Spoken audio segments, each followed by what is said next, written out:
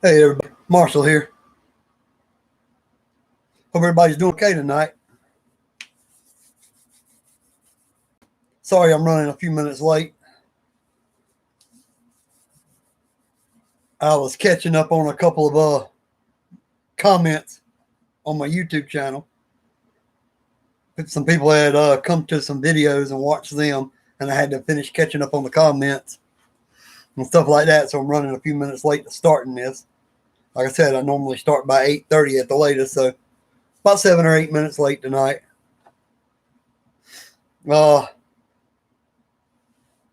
Tonight's going to be whatever we decide to talk about in the hobby, whether it's RC, whether it's fishing, kayaks. Some people pop in, they stay 2 seconds, they pop back out because it's, my live show ain't their cup of tea. Well, to each their own. There's a lot of people's stuff they put up. It ain't my cup of tea. I've seen people put up live talks before, and it's been like, really? All they focus on is their self, the whole episode. So, it is what it is. I was outside doing a run video earlier today, and I'm going to tell you, I was using some of that spray to keep the mosquitoes at bay a little bit. And it was a little bit old. And it's Cutter. Deep Woods Off Cutter or whatever it is. And got a little bit right there. And that is the stickiest spot right now. I put my hand there for a second. I'm like, why is that so sticky? And then I remembered all that spray that I had to put on. Because it being a little bit old, I had to overdose a little bit on it. Put a little bit more on there. But, these videos I do every Tuesday, they're for fun. They're about the hobby or about hobbies. Because we end up talking about fishing lures, kayaks, RC. I have guys on here that talk about their gearing and what batteries they're using for their speed run cars. We talk about crawlers and different things like that. It's a little bit of everything. And I understand that some people, may not be into that. But, it is what it is.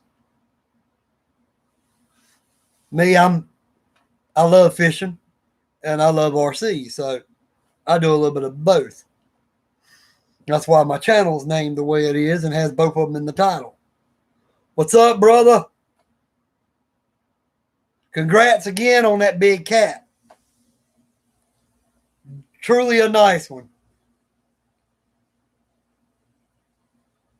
The mouth on that thing. That thing looked like you could have put your whole arm down into that thing. That thing had a huge head and mouth. When you had the video of having it up like this, getting ready to take a picture of it, and the mouth was open, it was just like, wow.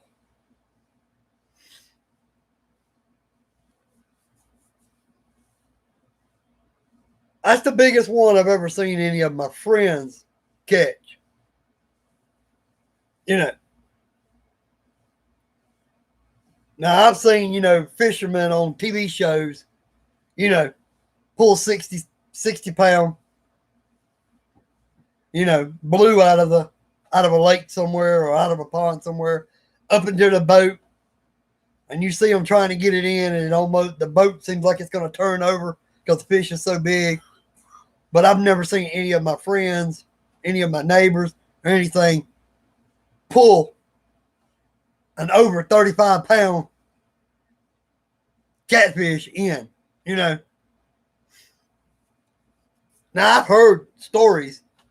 I've had friends of friends say they went down to Santee and went catfishing and caught like a 50-pound cat or caught a 60-pound cat.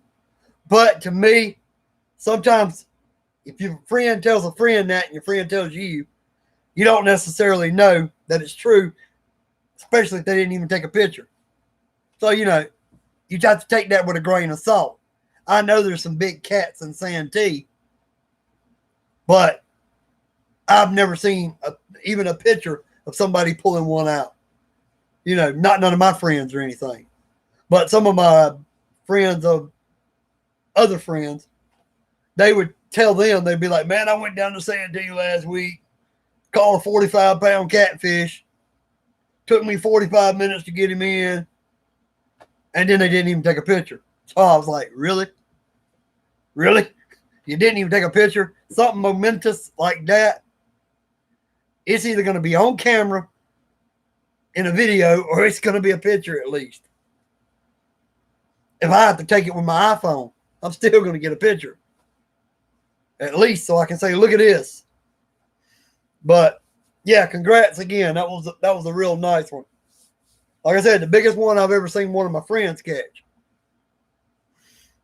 But now I know, like Santee, it's known for big cats and big stripers.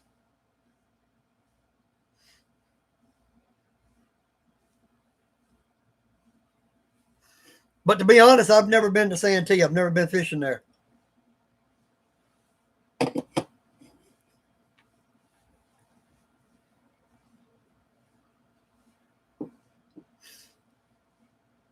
Now, a good friend of mine years ago, me and him had talked about, we used to go to Russell Dam all the time and striper fish.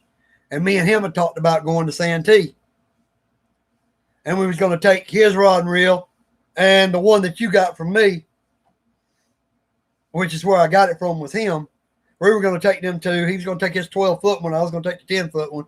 And we were going to go down to Santee and fish for some big stripers and maybe even carry some bait if we wasn't doing anything for stripers and switch over and try to catch a big cat.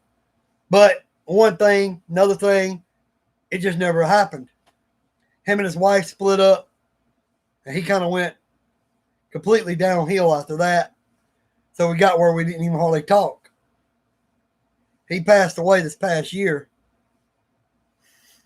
And like I said, when I hurt my shoulder, got where I couldn't throw with that much force, that big of a rod. I was fishing with a 9-inch golden shiner. Yeah, me and him used to stop and get like live herring and throw them live herrings out up there at Russell Dam. Because people were catching like 20, 30, 40, 50-pound stripers up there on herring.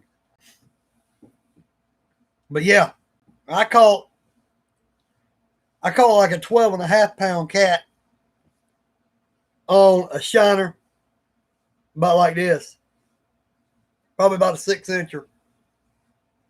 What I did was I took it and cut it in half, put the back end on one time and threw it out. And another time when I threw out, I put the head section on, threw it out there and let it sit. Caught me like a 12.5-pound cat.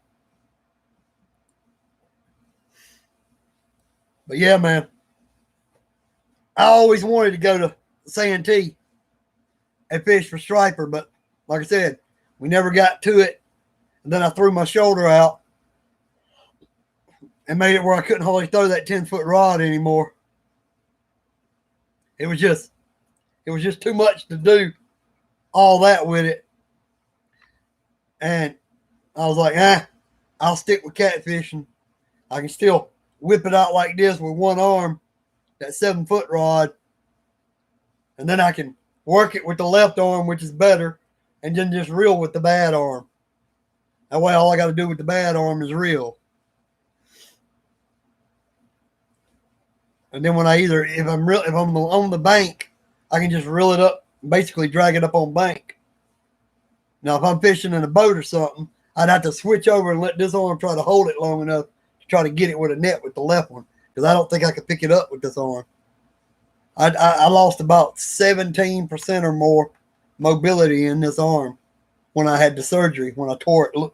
I tore the cartilage all the way loose, all the way over to the rotator cuff, and it ripped a piece of my rotator cuff.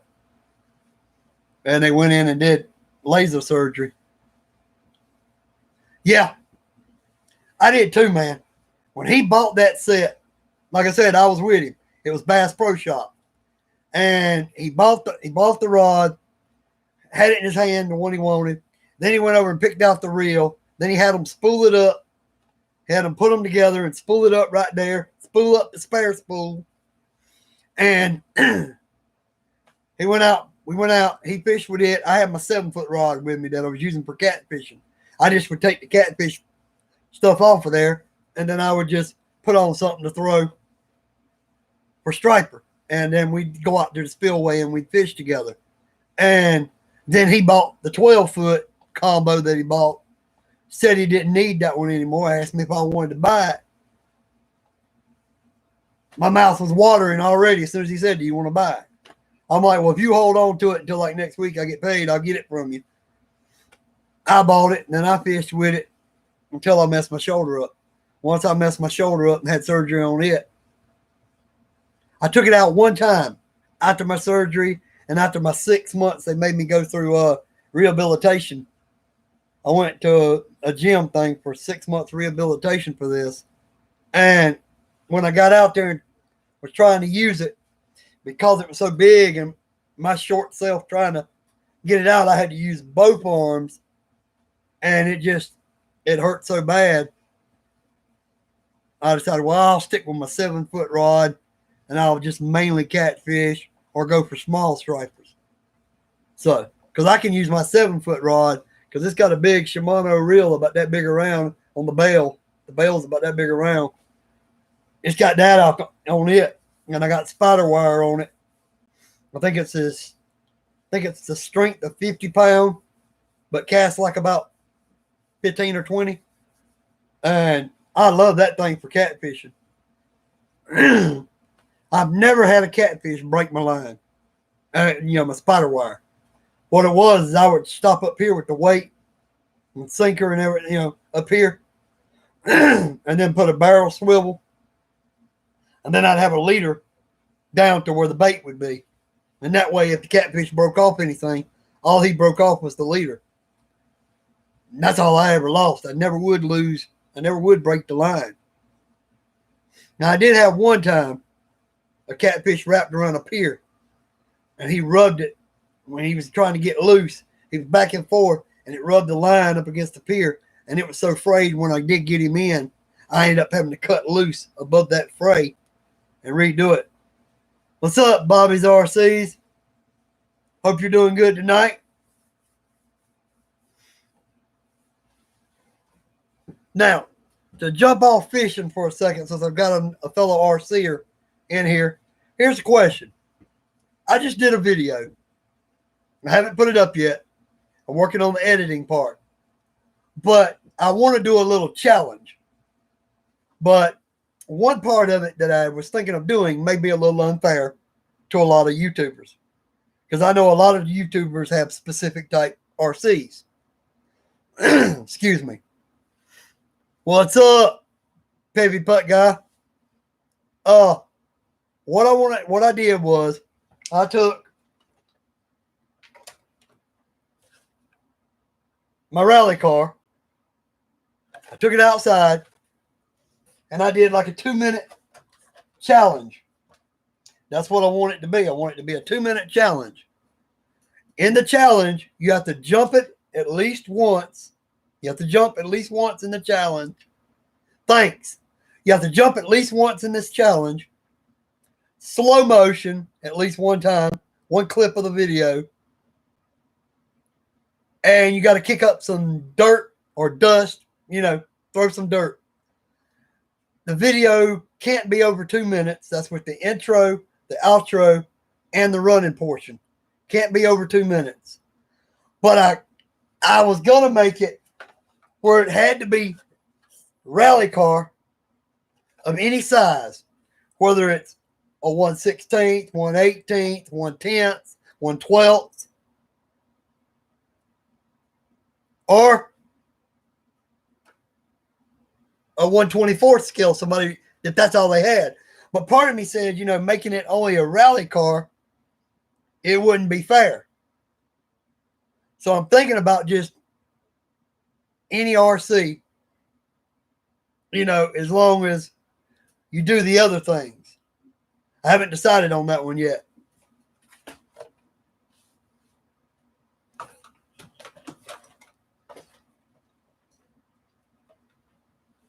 Oh, so you posted 2 videos of your RC boat running if I want to see them.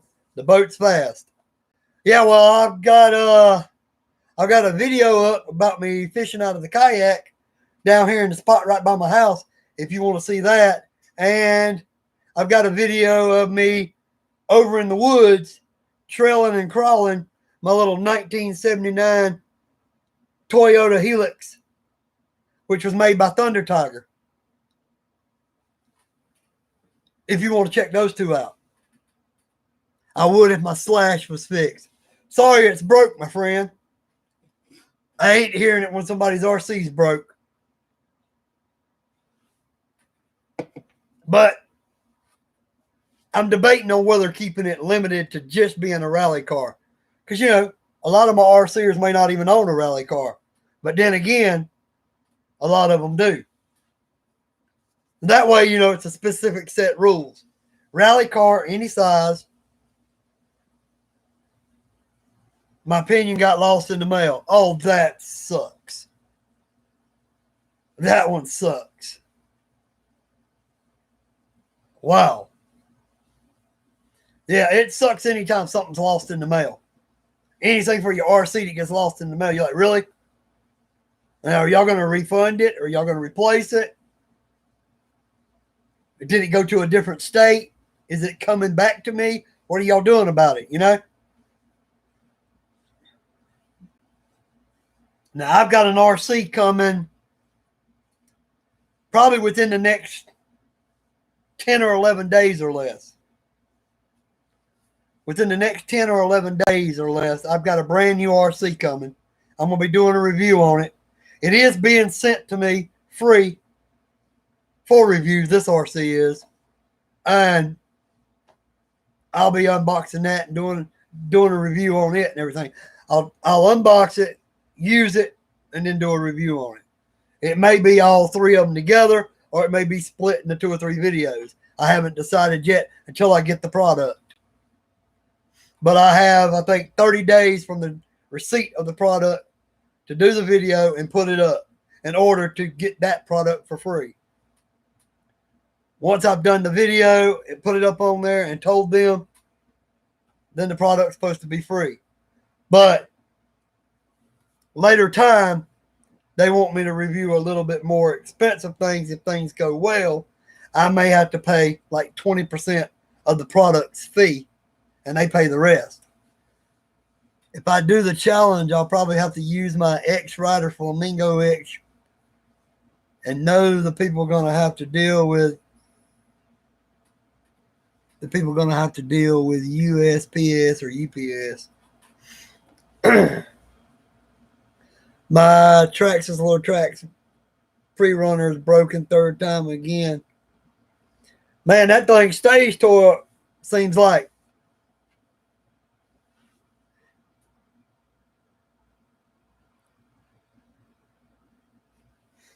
Do you think your Flamingo X Rider can handle a small jump?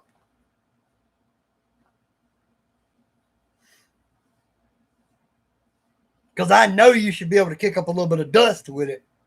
I've seen the back tires on them. I actually wanted one. I still kind of want one.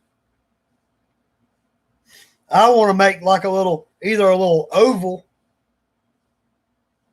and run one around a little dirt oval, or I want to make like a figure 8 and run it around it, something like that. Now I'm working on a Rustler and don't know, it might.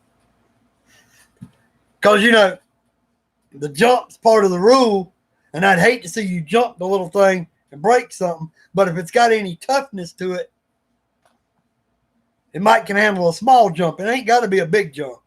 It ain't got to be like a skateboard ramp or a bicycle ramp. You can take a cardboard box and make a little jump about this tall and jump it off of that. That way it doesn't break, but it's still a jump. It just needs to be at least one jump, at least one slow motion scene in the video, and then kicking up some dust or dirt. Dust, dirt, sand, however you want to call it. As long as you can see that stuff flying. And it can't be over 2 minutes long. That's what it's going to be. Like I said, I haven't put the video up yet because I was working on editing, and then I saw people commenting on some of my videos. Had to jump over and answer those comments real quick, and then I came in here.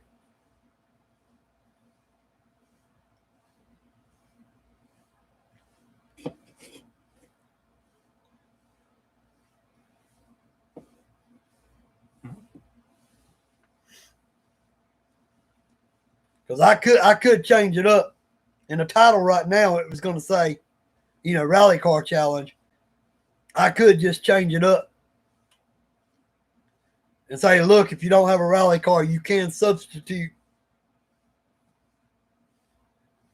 something else. I could put it that way. Just leave the rally car name in the challenge, and then down there in the description where I list the rules at, I can let people know, hey, if you don't own a rally car, you can fix it, switch it up for something else.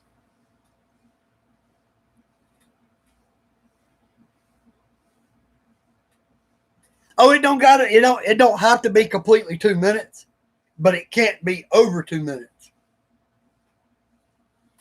That's part of the challenge, is to go out and shoot the video and get a jump, a slow motion sequence, and kicking up some dust, and get all that done in under 2 minutes and put it up on YouTube.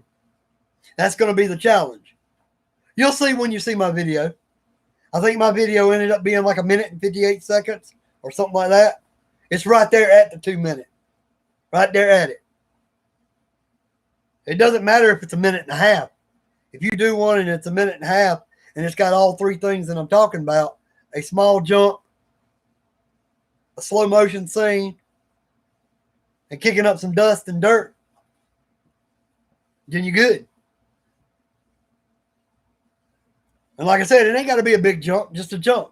Just so you can see the vehicle get some air.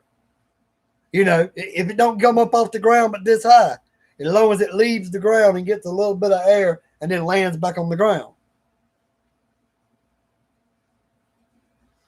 Because trust me,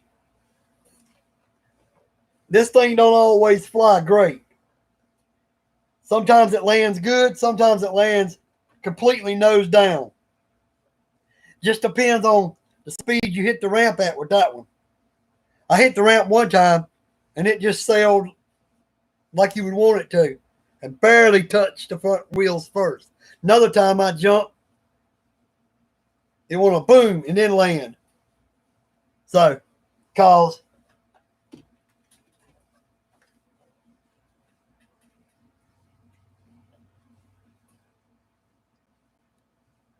I actually split the body a little bit, but that ain't nothing but a crack. I can take a little bit of glue and fix that down the road. All right, cool. I ordered $75 worth of stuff from my rustler today. Cool. What are you trying to build? Are you trying to build a rustler for like speed or just another bash vehicle to go with your Slash?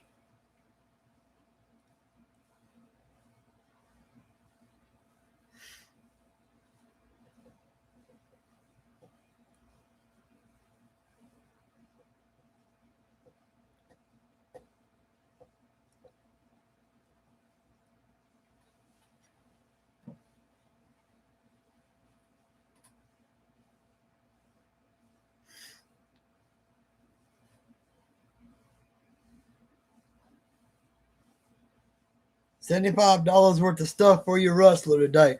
Well, what all did you get, Bobby's RC? And are you making that rustler more for bashing, or are you trying to make a speed run vehicle? Just curious.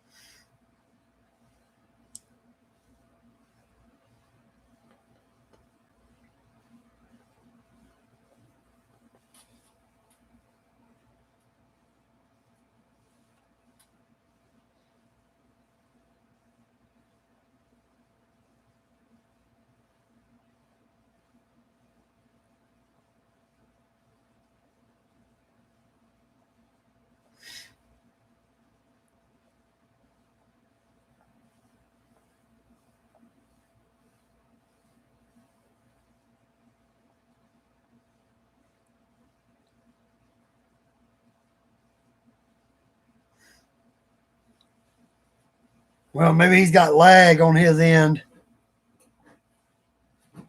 because he didn't respond to the $75 worth of stuff he ordered for his rustler today. He didn't say what he ordered, and he didn't say whether it was going to be just making it into another basher to go with his slash, or whether he was making it into a speed run vehicle, or what he was going to do with it. Waiting to see what he has to say. Wishing I was fishing 73. Are you still in the house, brother? Are you still here? Or have you checked out for a minute? Just like to find out.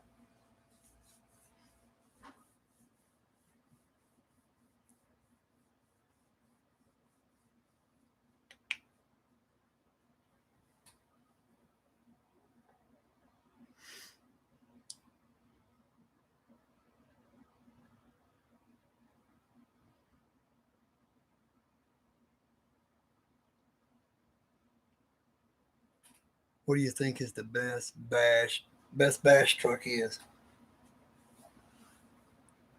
I hope your fishing videos are going well. Yeah, the last one I put up, I shot one down here at the lake, right here by my house. I took my kayak down there, put it in, and fished for about 2.5 to 3 hours. And I kept I condensed it down to about 18 minutes of video, 17 minutes of video, and put up a video of that on my channel. I put that up, and I've got a video of my Thunder Tiger Toyota Helix 4-wheel-drive trail truck / crawler over in the woods running. If you want to know what the best bash truck is, not counting the price, if money's not the option, it would be a Traxxas slash, or, in my opinion, an Armor, ARRMA. And these are what they call short course trucks. Yeah, I've got a few of them up with me fishing in the kayak and everything. I've got a bright green kayak. And people ask me, why did I go with a bright green kayak, And I said, so other boats can see me on the water, so people don't run me down. I mean, you can see me look like a mile away, and it's bright neon color. I mean, my kayak is probably a brighter green than that.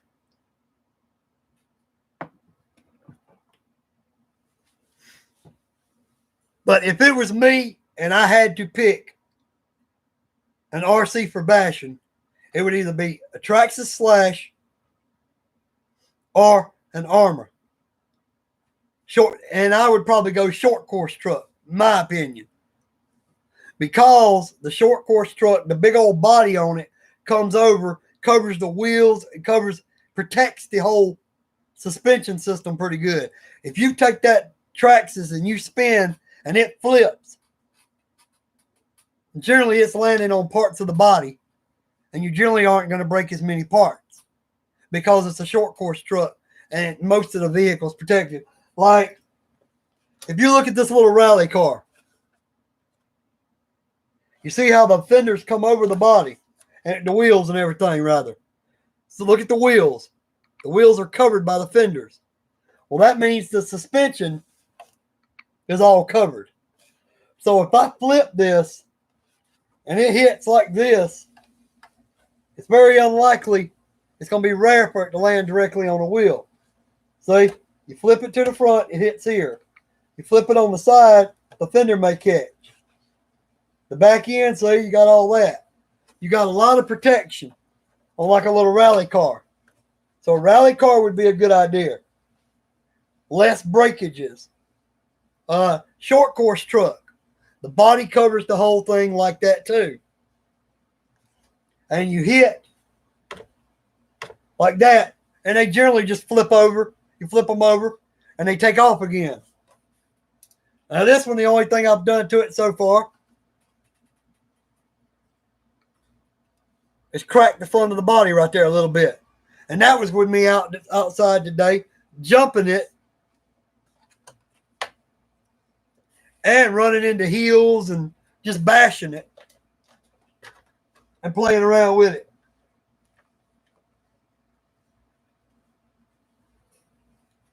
I hear people break their RCs really fast. Yeah, well, it also depends on the name you go with. Because, okay, like you said, fishing rods can get really expensive. Fishing reels can get really expensive. Same things with RC. They can get really expensive. Depends on what you get and what you expect to do with it and how fast you expect it to be. Now, if you just go out and get you, 15, 20 mile an hour RC, it's going to handle more damage generally than something that does 45 and 50. Because the faster you go, the more likely you are to break stuff. Why do you think the guys that run the crawlers, unless you get a wheel hung up in the rocks when you're crawling, you very rarely break stuff on the crawlers? That's why you see guys going slow doing the crawling thing a lot. Because unless I hang a wheel in between two rocks and that wheel gets hung up and I maybe break a drive shaft or break an axle hub right there at the wheel, it's hard to break a crawler. Whereas the faster your RC goes, the easier they are to break. Give me just 1 second. RPM, A-arms all the way around, RPM shock tower, RIT, die, blue wheel nuts, and my servo top plate, and it's just going to be a basher. Okay.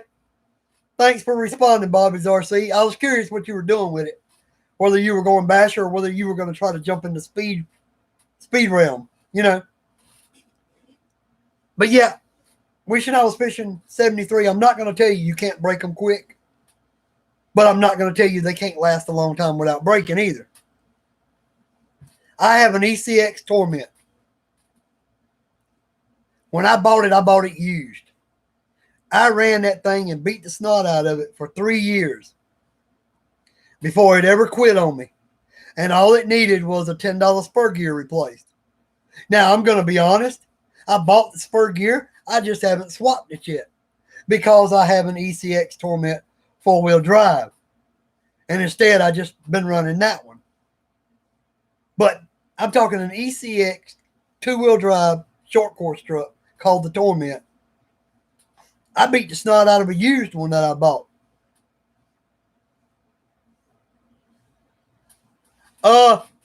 Yes, there actually are guys who know about them and work on them. You have to find a hobby shop. You have to find some kind of RC hobby shop near where you're at. I'm thinking Easley. I'm thinking down in Easley would be the closest one to where you're at. There's a hobby shop down there that has an outdoor track for people to race their RCs on. They also have outdoor, like other type tracks. They've got a bunch of different tracks. I think they've got 2 or 3 different tracks outside the place. They sell RCs. They sell parts for RCs, batteries, different things like that. And I'm pretty sure you could walk in there with a broke one and say, how much would you charge me to fix this? And they'd look at it, tell you what was wrong with it, and tell you what they'd charge. Of course, it would be better if it was bought from them. Of course, they're more willing to work on it.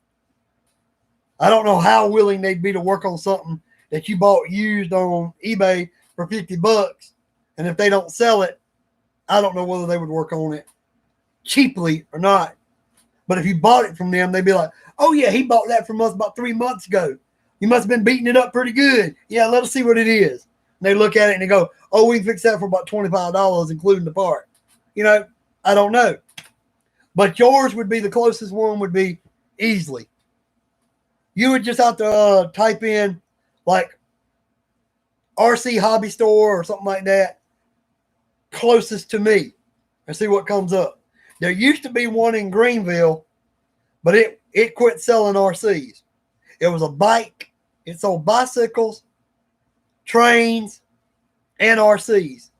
And they said they wasn't doing enough RC business, so they quit selling the RCs. cut that out. And they worked on them. I know because I asked them one time. I said, hey, I got an RC I wouldn't mind y'all taking a look at. Could I bring it up here? Oh, yeah, anytime. About a month later, I called them up to schedule a time to take it up there.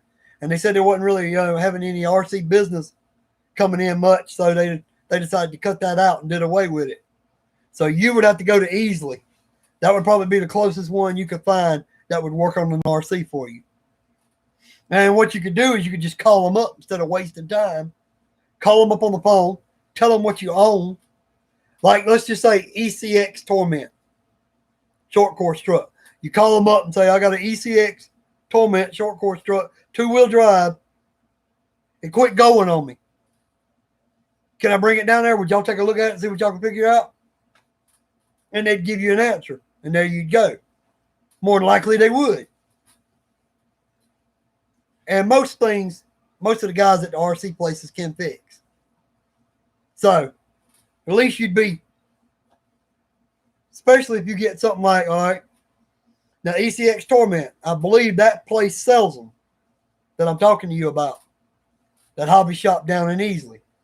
I believe that place sells it. But I'm going to tell you, those are pretty tough RCs. I ran one time when I ran mine. My 2-wheel-drive was going straight, and my son was running my buggy. We turned, and we clipped each other. The buggy was destroyed. It was in like 7 pieces. The truck flipped upside down. I went over to it, flipped it back over, and drove away. The buggy was broke until I got some new parts. I had to buy like 2 pieces for it and then put it all back together.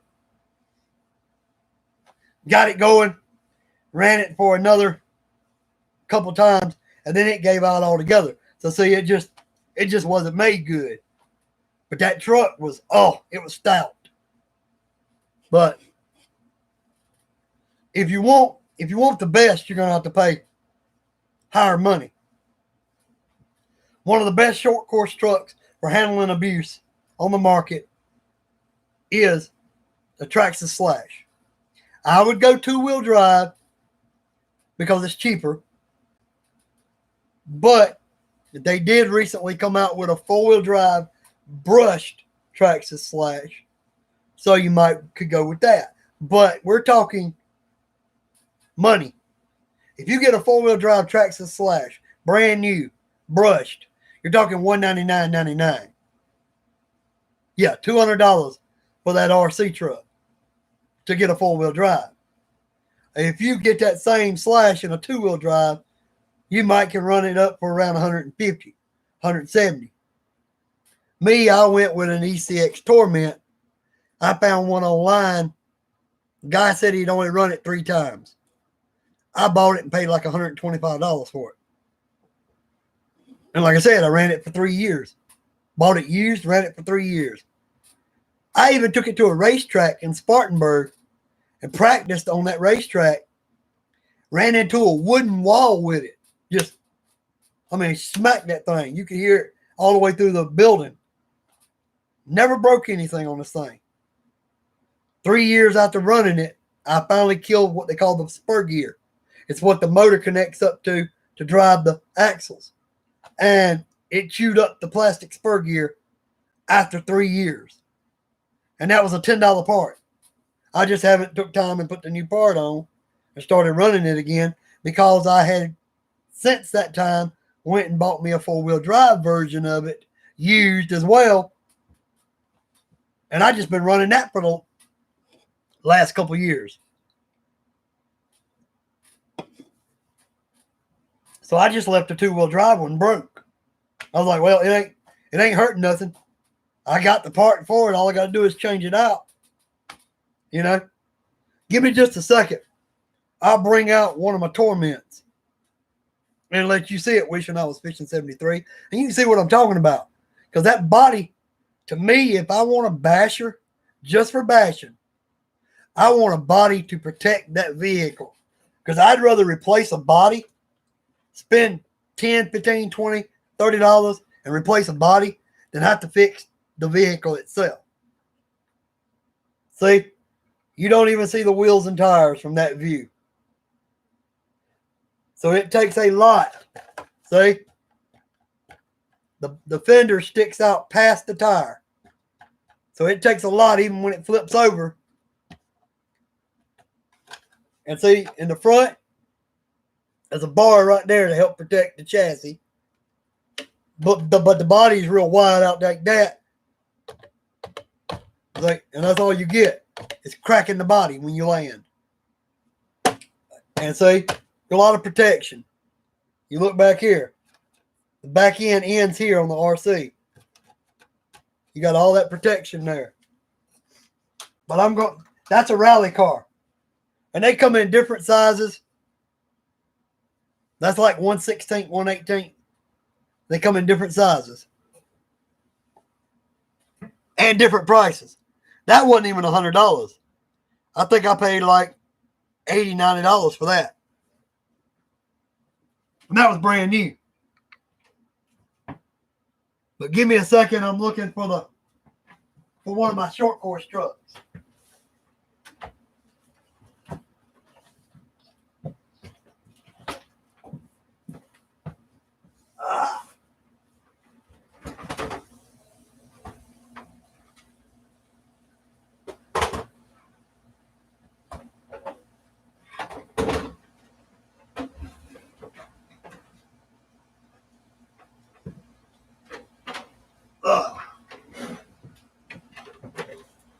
All right. Ecx Torment Two-Wheel-Drive.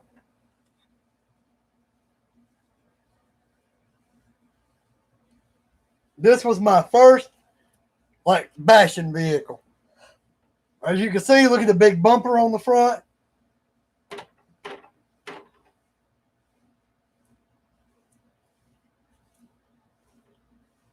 And this is still all original.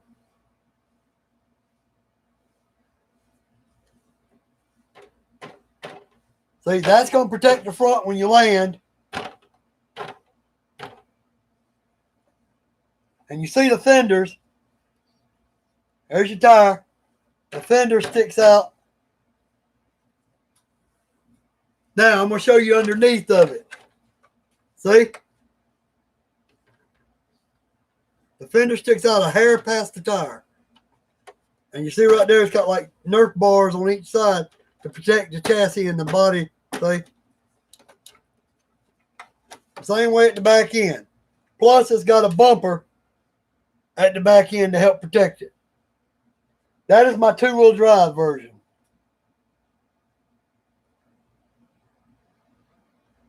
And it is really hard to hurt that old thing. You can still see the mud and everything under it. Last time I ran it. I didn't really clean it up because I didn't really care right then because it broke. Like I said, it just chewed up the spur gear. These are still the original wheels that came on it when I bought it. Like I said, I bought it used. That's my two-wheel drive version. Here is my four-wheel drive version. The four-wheel drive version has a different chassis and a little bit different style body. There's the four-wheel drive version of it. Still has the big bumper, front and back. Still has the big body coming over the tires and everything. Still has the same tires, but they went with that kind of chassis.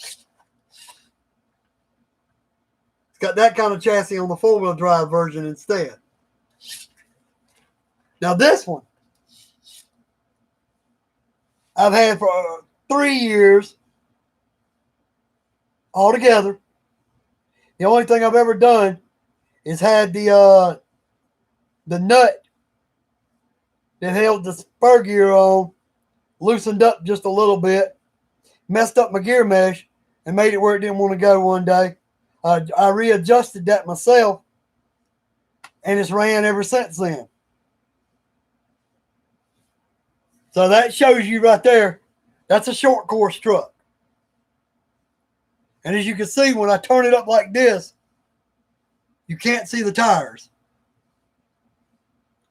And that's because the body goes out over them and helps protect them. See, if you take a hit, you got that bumper right here, and you got that body. See, it's going to come down and hit the wheels. So it helps protect it more. Now, if you don't care about none of that and you're not really trying to protect it, you can go with a monster truck. This is a monster truck that I own. These are not the wheels that go to it. I took these off of another RC and put them on here because I liked them better than the wheels that came on this brand new. But I broke this the first time I ran it. There you go. I snapped the chassis right there. Broke it the first time I ran it. Snapped the chassis on it. But I took it home.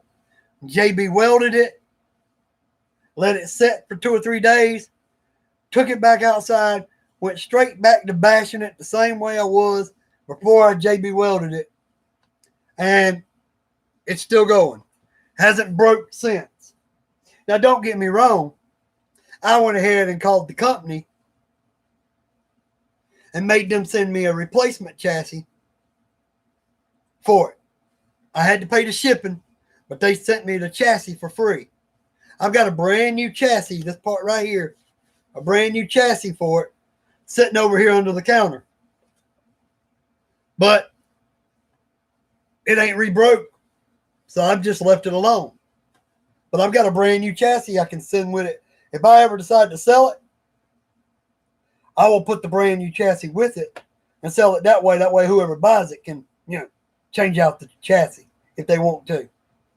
But the only thing I've done with this one is change the wheels on it, put different wheels and tires on it because I didn't like the ones that came on it new. And I had to rig the chassis with some JB weld. You can get this cheaper. I think these run about $150. This is a Red Cat Racing Blackout XTE. That's what this is. Racing Red Cat Blackout XTE. That's what that is. But that's one of my other bashers. But that's 3 of my bashers right there. But the 2 short course trucks, I've had one of them 3 years, one of them like 5 years. Okay? So the two-wheel drive Torment's just been sitting for 2 years. Like I said, I broke it after 3 years, chewed up a $10 spur gear. While I was waiting on the spur gear to come in, I found the 4-wheel drive.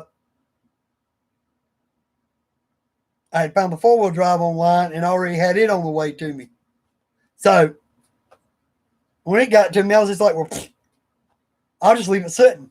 I just set the spur gear in a drawer somewhere so I can get to it. And I went to running the 4-wheel drive when it arrived. Been running it ever since.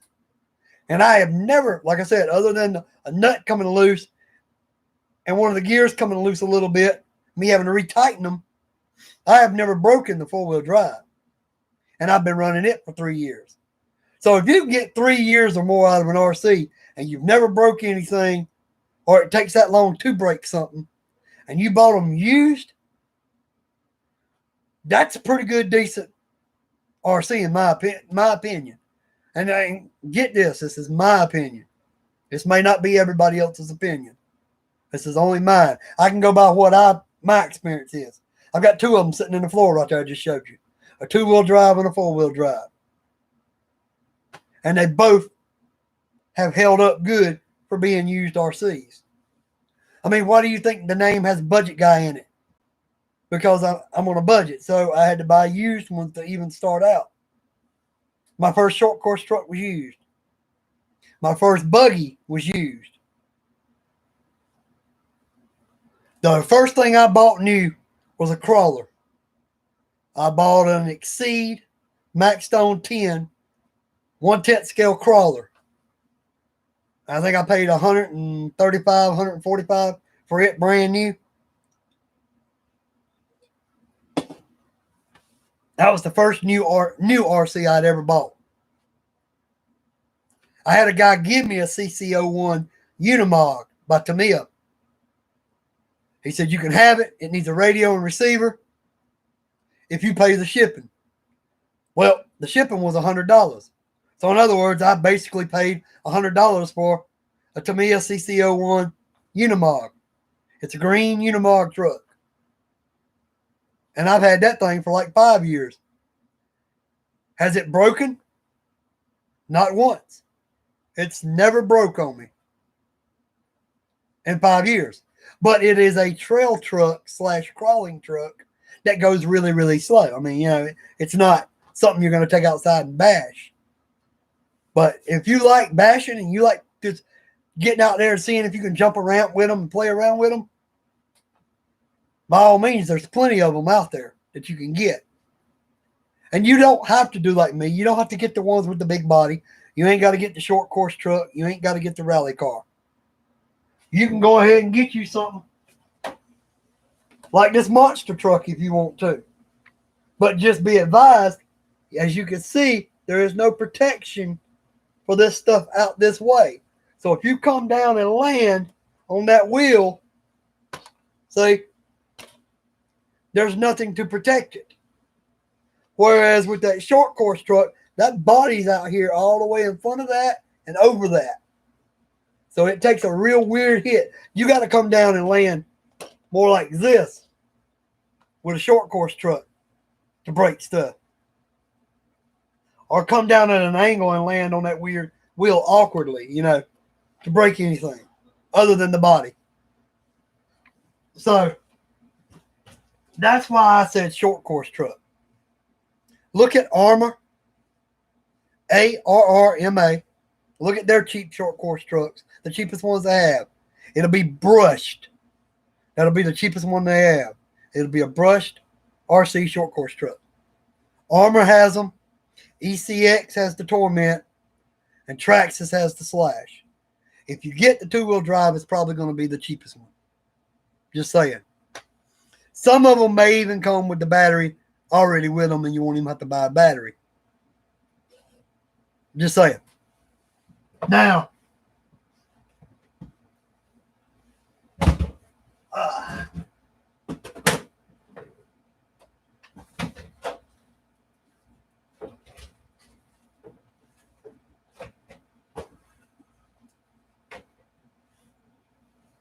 you can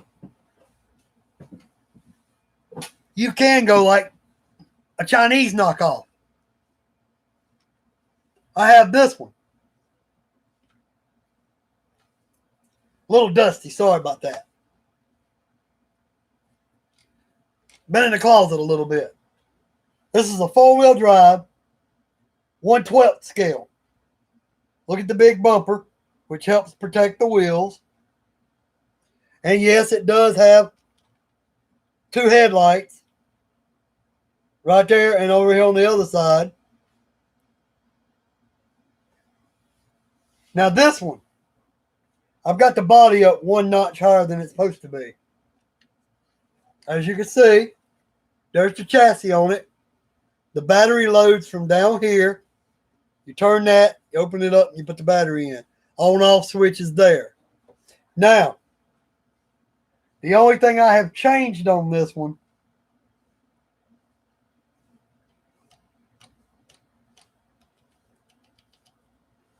these wheels. I did not care for the wheels it came with. I mean, they were, how do you say, garbage? They were just, they wasn't good. But the RC, it was. The RC was. I beat the snot out of this little thing 2 or 3 times. I've jumped it. I haven't broken anything on it. But the tires just didn't get good grip. So, what I did was, I took these tires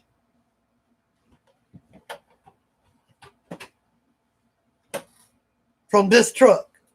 These tires came on this truck. and I put them on this.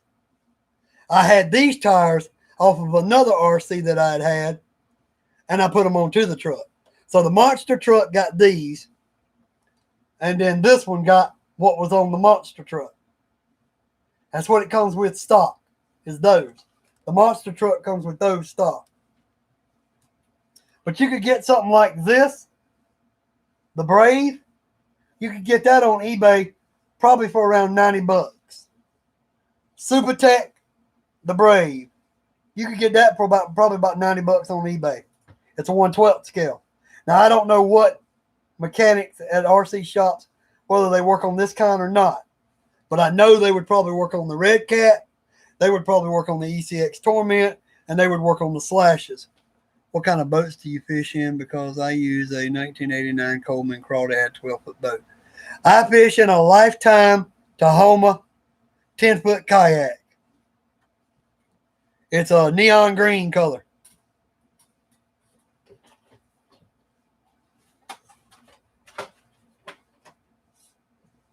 But that gives you a little bit of an idea on what kind of bashing vehicles I run. Yeah, I like my 10-foot kayak. The hardest part, though, is landing the fish. Well, not necessarily landing them, getting them off the hook. Because when you land them, you set them down in the boat. Then what you got to do is you got to ease some line out, put the rod into the rod holder, and then reach over and pick up the line, or just reach down and pick up the fish. Because if you catch something like that pickerel, like I caught on my last trip, I had to bring it up, land it in the boat, and then put the rod back here so I could get a hold of the fish to get the hook out. That's the only problem. Because the rod, you know, being 6.5 foot, you can't just lay it on the side of the boat because it ends up falling off in the water. So I had to stick it in the rod holder beside me, let out a little bit of line, then reach down and grab him up and get the hooks out and release them. But that was because my net was buried at the time. I got a small, kind of like a little bit bigger than a trout net, and it was buried at the time and I couldn't use it. Now I've got it set up at the front of the boat where I can just lean forward, reach up there and grab it and bring it to me and unclip it. I've got a rod leash on it so it doesn't fall out the boat. That way I can just unclip the rod leash, bring it out, get the fish up near the boat, net him, bring him into the boat, open the bell, let some line out, set the rod down in the rod holder, then reach up here and get the fish out of the net, grab my pliers, and take the hooks out and release the fish. It just takes a little getting used to that, catching and releasing them from a boat like that. Because a 10-foot kayak, it's not that wide. You don't have the advantage of that big wide boat that other people have, like say a 10 or 12-foot John boat. I mean, you got good width in that. You can bring your rod in, just lay it down beside you, hold on to the fish and take them off the hooks, drop them back in the water, rig back up and go back to doing what you were doing. You try laying that rod beside you in the kayak, and generally it slides off the side of the kayak. So you just got to, change up the way you fish a little bit in a kayak. But do I love it? Oh, yeah. I wish I'd have bought one way before this. I used to live directly beside wishing I was fishing 73. And he told me that if I ever got me a kayak, I would love one. And I had a 5-man paddle boat at the time. And I was hoping that I would be able to get somebody to go with me and we could use the paddle boat together. But 9 times out of 10, it didn't happen. So the 5-man paddle boat just sat in the backyard because it was too heavy for me to load up by myself and unload by myself. So I started talking to him about getting a kayak. Well, then we moved and I gave him the paddle boat and told him he could have it. But then when I moved up here, I'm like, he told me I should have bought a kayak when I lived beside him. I'm going to try that out now. So living here and being 5 minutes away, 5-minute walking distance to the lake, I was like, man, I got to get a kayak here. So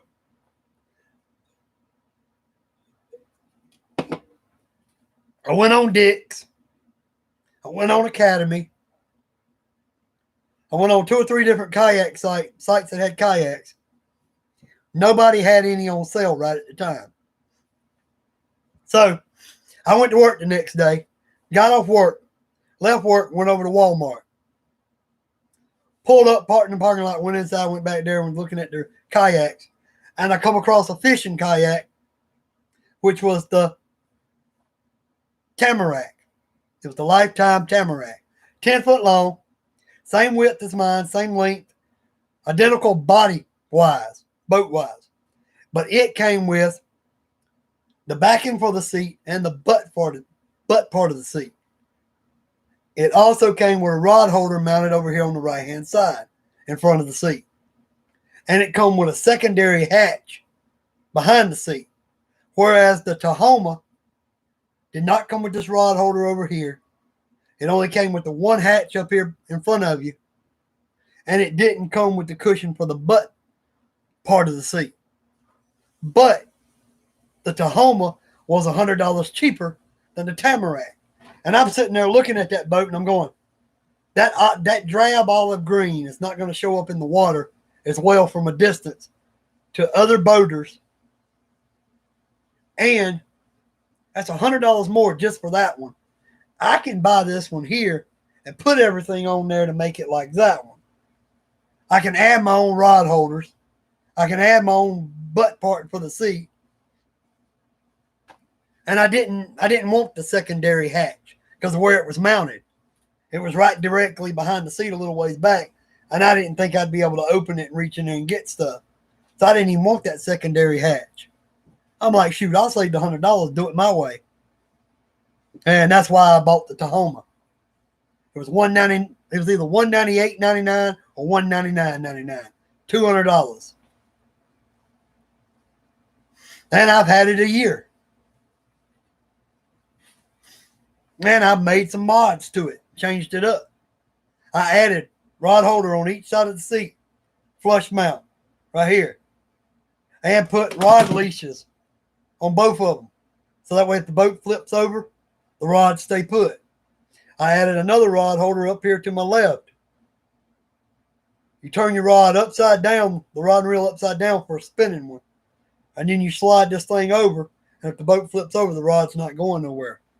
In other words, the rod holder is made more for a bait casting style reel. So you slide it in there, bring the thing over, and then the reel can't go past it. So what I have to do is flip my rod and reel upside down and then latch it in place, and it'll hold it. But it still holds it, still works.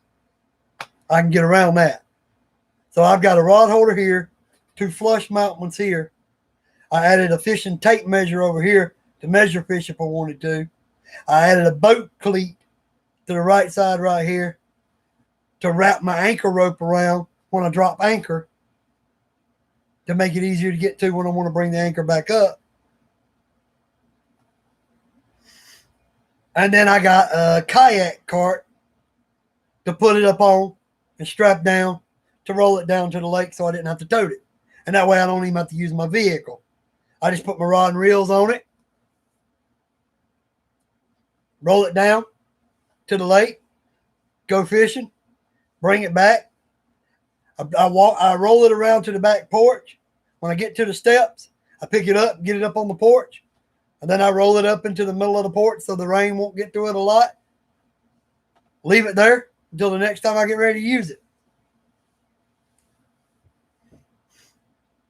But yeah, I love it. It weighs, I think it weighs like 55 pounds, somewhere along there. It's what it weighs. That's without the gear and me. Now, once I add my fishing stuff, it probably weighs 65, 70 pounds, to be honest. Maybe 75 once I add my fishing stuff. I generally, when I'm pulling it with the rope and got the wheels set towards the back, I generally try to set the tackle box in the seat or behind the seat right there while I'm hauling it. That way the weight's not right there on my hand and wrist up close to me. And then when I get down to the water and take the wheels out from under it, I'll move the tackle box up there to the front where I'm going to have it at. What I do is I sit down in it And up above me, I've got a cup holder right in front of me. Then I've got a hatch. And above, in front of that hatch, is a place where I've got a rod leash holding my paddle so it won't get away if it falls in the water. And I also got another rod leash hooked through there. And I hooked that around the strap on my tackle box. That way, if I flip the kayak, tackle box is strapped down. It's not going anywhere. It may hang down from the boat, but it ain't going nowhere. That way I don't lose all my gear. But that's how I've got mine set up right now. I'm looking at a better way of strapping the kayak to the cart. I don't like the strap it came with. To me, it's the strap that came with the kayak was garbage. I'm going to try to use ratchet tie-down straps on it to get a better grip and to hold it tighter.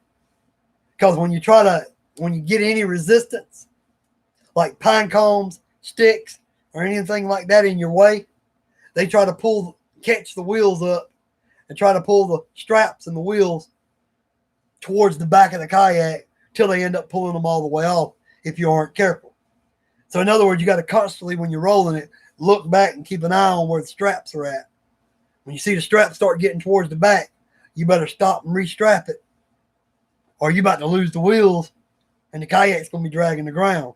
So my idea is to lose the strap that came with it and put two ratchet tie-down straps, one across the back section and one across the front section of the cart, and then ratchet them down on the kayak so they're so tight that that little bit of sticks and pine cones won't pull the other strap loose. I got ideas. Like I said, I gotta get out there and try it out and see how it works. Then what I'll do is I'll just roll it through my yard and go across a bunch of pine cones and sticks that are in the yard and see if they stay in place. If it stays good, then I know I've got it. But yeah, that's what I've been working on. Different things like that. RC video. Doing that rally car today. Getting a couple of ratchet tie-down straps ready. Because what I had to do is I had to buy two, but they're way too long. So I had to open them up, cut part of the strap off, then restart feeding the strap in there and crank them up till I could get them about the length I'm going to need them.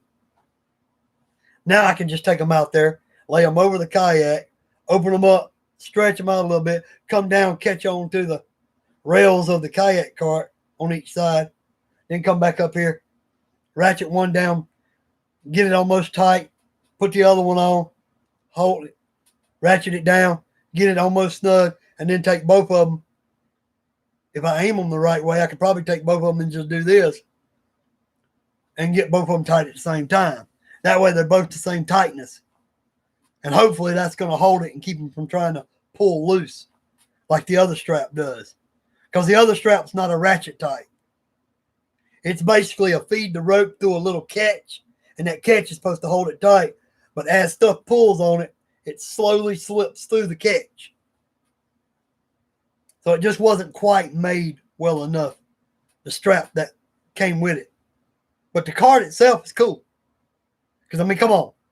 It's got to be nice to be able to put your kayak on a cart, roll it from your front yard down to the woods, go into the woods, right down to the water, take the cart off the boat, set it to the side, set the kayak in the edge of the water, climb in it, go out there, fish for a couple hours, come back up to the bank, get out the kayak, bring it up on the bank, put the cart back under it, put the strap on it, strap it down, and bring it on back home. Take your gear off at the front door and set it right there. Take the cart around back, put the kayak up on the back porch, then come around, grab your fishing gear, and come in the front door. In other words, I put the kayak up on the back porch because I have a covered back porch, and I don't want it out in all the weather. But I don't want a kayak on my front porch because that's where, if I have packages delivered, they come to the front. And there's not enough room for packages and a 10-foot kayak sitting on the front porch. But enough talk of the kayak. Wishing I was fishing 73. If you're still here, brother, did that help you a little bit? The information about the bashing vehicles, the rally car, the short course truck, or just a monster truck.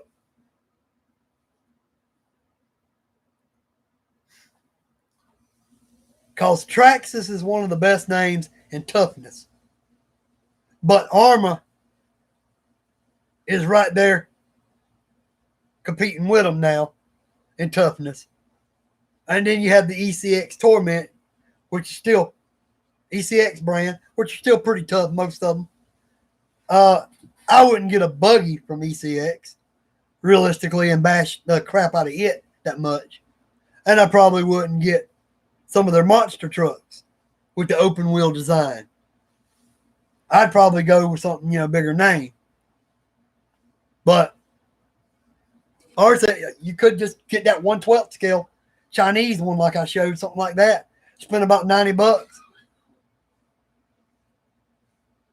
But the only thing is, it's harder to get fixed because it is overseas.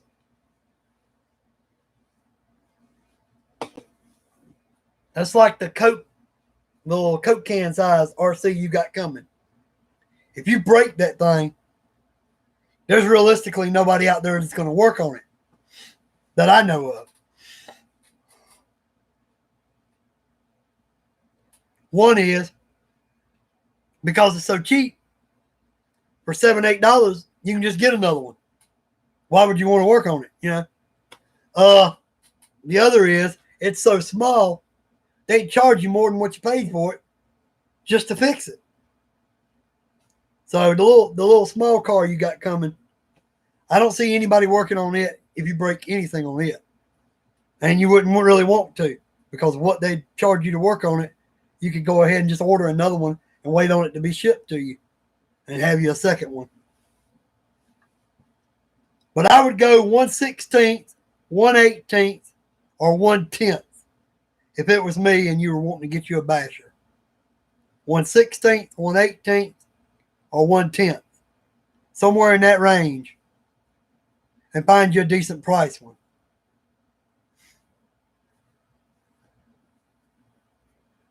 But if you want to put the money out for a decent one, Traxxas, Arma, Ecx. Those are three decent. Traxxas is probably the best durability. They're definitely the best part support.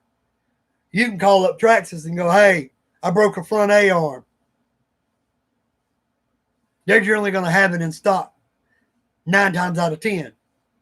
Whereas if you call up Ecx or Horizon Hobbies, say, hey, I need a front A-arm for my Torment, they might not be in stock right at that moment. Probably 7 out of 10 times they'd be in stock instead of 9 out of 10, probably 7 out of 10. Or you could go with the Armor, which is going to be up there in high durability too. And they got pretty good part support too. And any of those three, most your RC shops should work on them. Like I said, you just have to look around. I mean, if you don't want to spend an expensive price, maybe even go on eBay and type in used short course truck and see what pops up. But like I said, you're taking a chance there because the guy may have run the slap dog crap out of it and it may be about to fall apart when he sells it to you. Then again, you could get lucky like I did with my 2 short course trucks and get 2, 3, 4 years out of them before something breaks.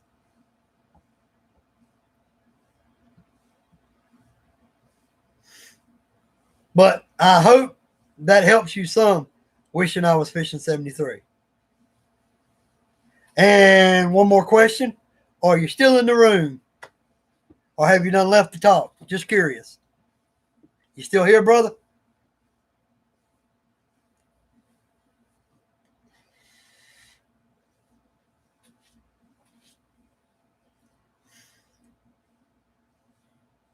If you're still here, just sound off and let me know who you are, who all still here. That way I can just call people by name. That way I can say, wishing I was fishing 73, still in the house. If he's still here. Bobby's RCs, still in the house. If he's still here. Pebby Putkai, I know part of your name is Adventures 2021, Fun Outdoor Adventures, but, you know, I cut it short, just Heavy Putt Guy.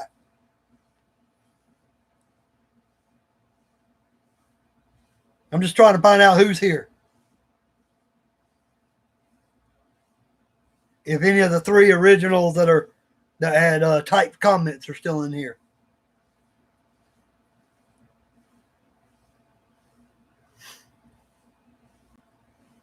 Again, like I was saying earlier, I did a video today with my rally car.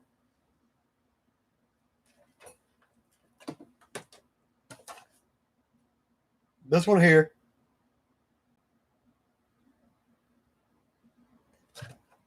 What's up, Tom Hobbies?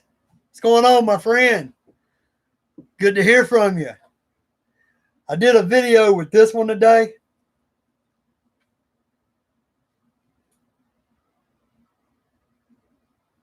My little Maverick Ion RX. My little rally car.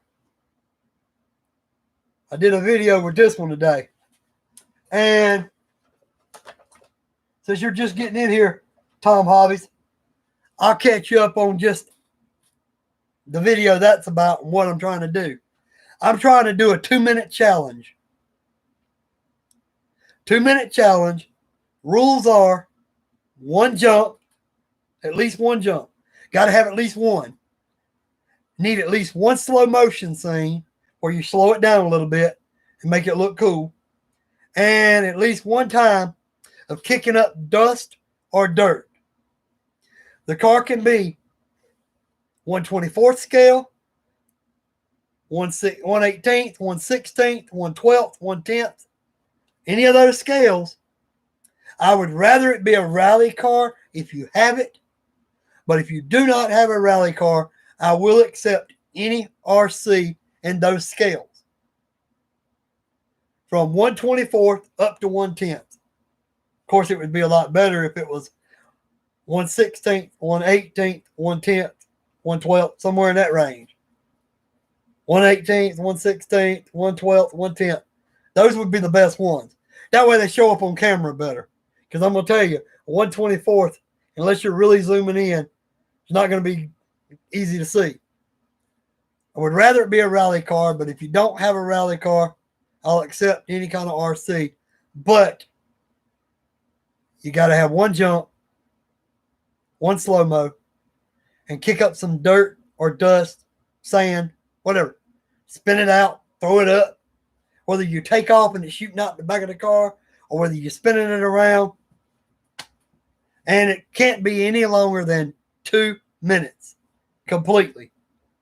That is from beginning to end, including the intro, the outro. The whole shebang cannot be over 2 minutes. That's something I'm fixing to put up. I'm working on the video. I was working on it right before I started this live stream. And when I get that through, I'm going to put that video up.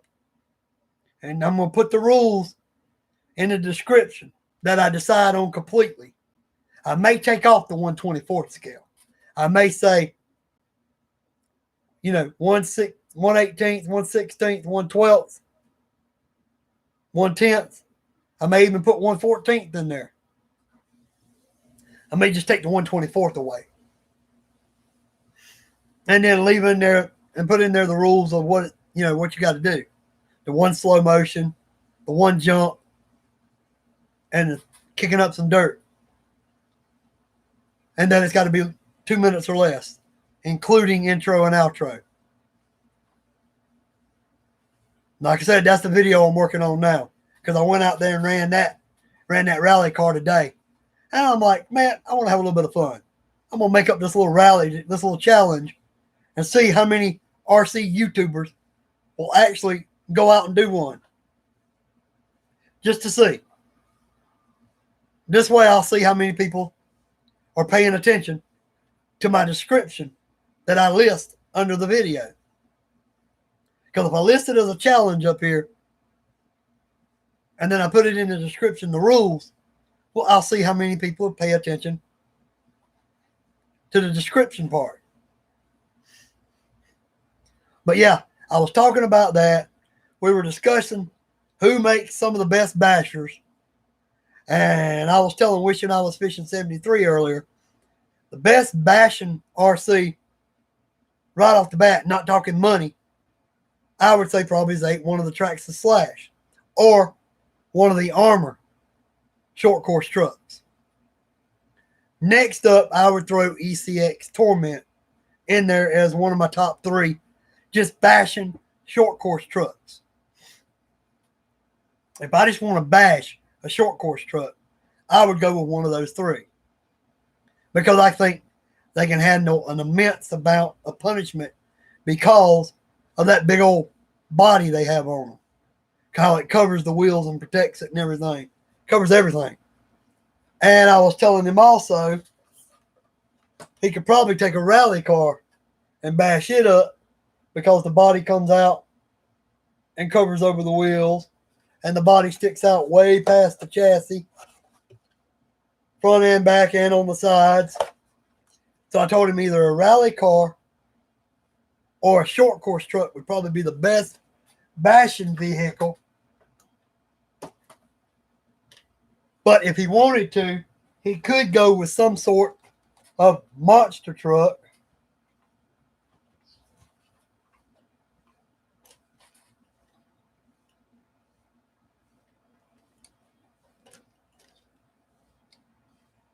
Like the Red Cat Blackout XTE, the Supertech Brave.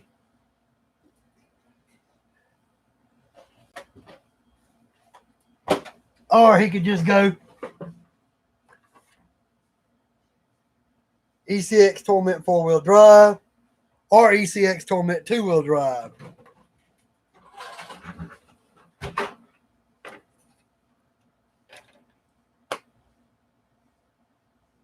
My first bashing RC vehicle I got was this one. This was the first one I ever owned. I got this 6 years ago, or a little over 6. Well, should I say my first hobby grade, completely hobby grade RC vehicle I got was that one. I got that one a little over 6 years ago.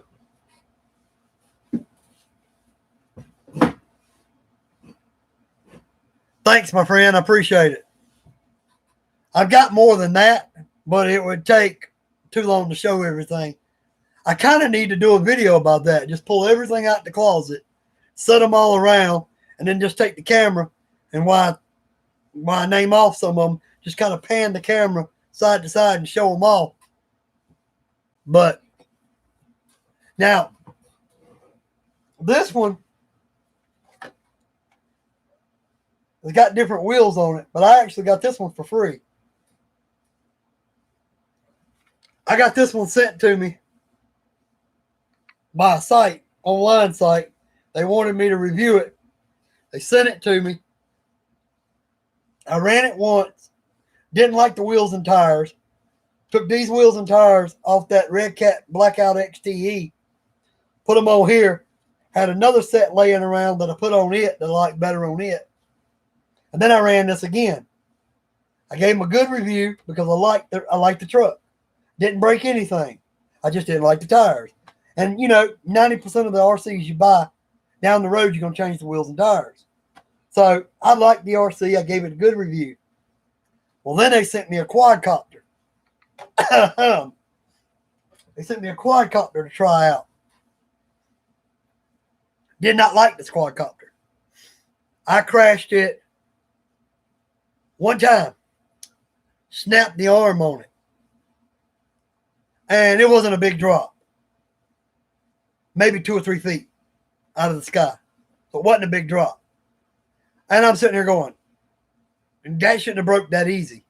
Plus, it couldn't even fight 5-mile-an-hour winds. I was outside one day with 5-mile-an-hour winds. And it was just pushing this quad all over the yard. And then fall from like 3 or 4 feet and just snap an arm. So I gave them a bad review. I was being honest. I gave them a bad review. I said, if you like this quad, It seems to fly good for maybe inside a big house. But I would not take this out in the yard and fly it. And if you crash it, you better be pretty low on over the ground and over some thick grass before you crash it, because it's not durable. I was brutally honest, apparently, and they didn't like that. So they canceled my getting free merchandise to review for them. See, some companies are like that. Some companies don't care if you give them a good review or a bad review, as long as you're getting the name of the product out there, because it's not their product. They're selling it for somebody else. If you're selling it for somebody else, it's not as big of a deal.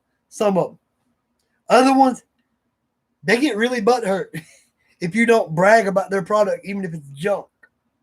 And I can't sit there and go, hey, this is the best quadcopter I've ever seen in my life, man. Y'all really need to order one of these. The link's in the description. I can't tell you that if it's garbage. I can't tell you straight up all that if it's garbage. What I'll do is I'll come out and tell you what I thought about it, and then I will tell you. Now, if you are interested in this, there will be a link in the description below the video where you can go order it. But I'm going to tell you my opinion in my circumstance. Like I said, I crashed it one time, broke the arm. I was outside flying in 5-mile-an-hour wind. It could not handle it. But now, I said, if you can be outside on a calm day and there's not no wind, it might fly good. If you could be in your house and you had a big enough house where you could fly this, it probably would work fine. Because I flew it in my bedroom a little bit, and it seemed to fly fine inside. It's just when it got outside and the 5-mile-an-hour wind got a hold to it, it kept, and I was fighting it, trying to get it, to me, and it didn't make it to me before it crashed, and it landed kind of on that arm. Snap. And I told the truth, and they pulled that mess. I got a Cheerson CX20 I use for pictures with a gimbal. Cool.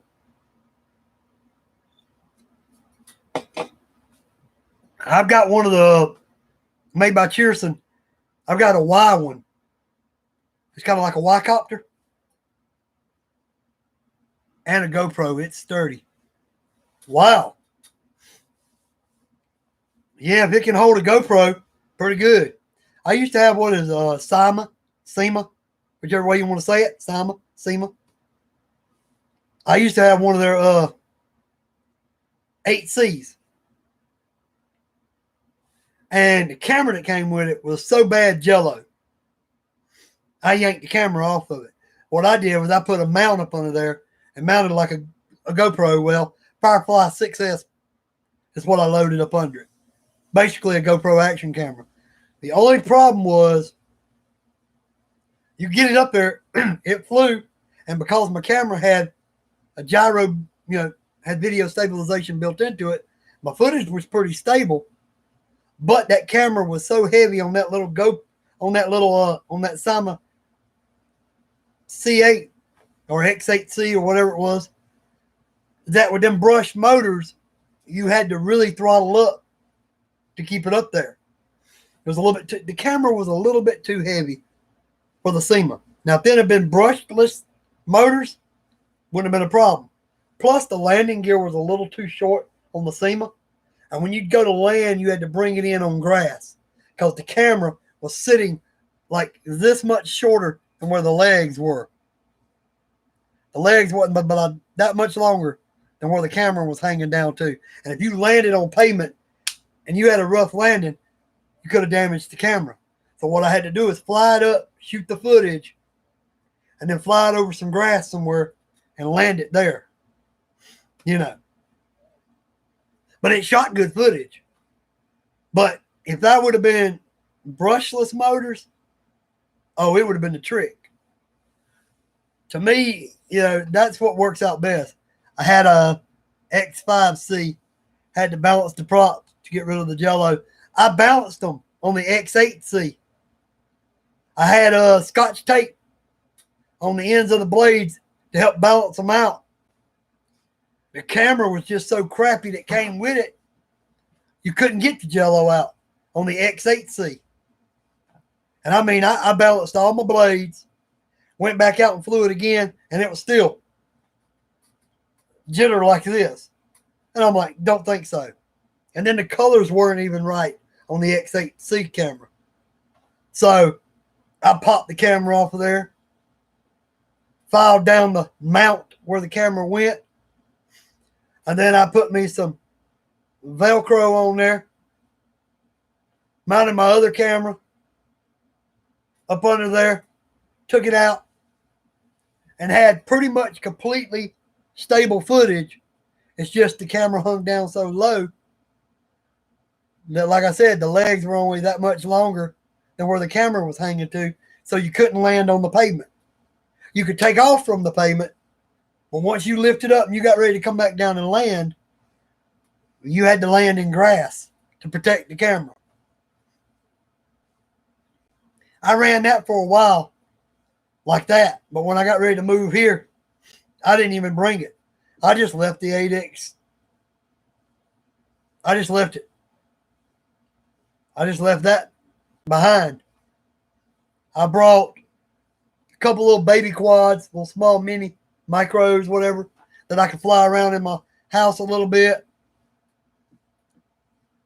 That's a big copter. That's as big as my CX-20, but mine was broken. Yeah, you figure if the X8C, as big as it was, and it had brush motors, and then trying to pick up an action camera and haul it around, it struggled.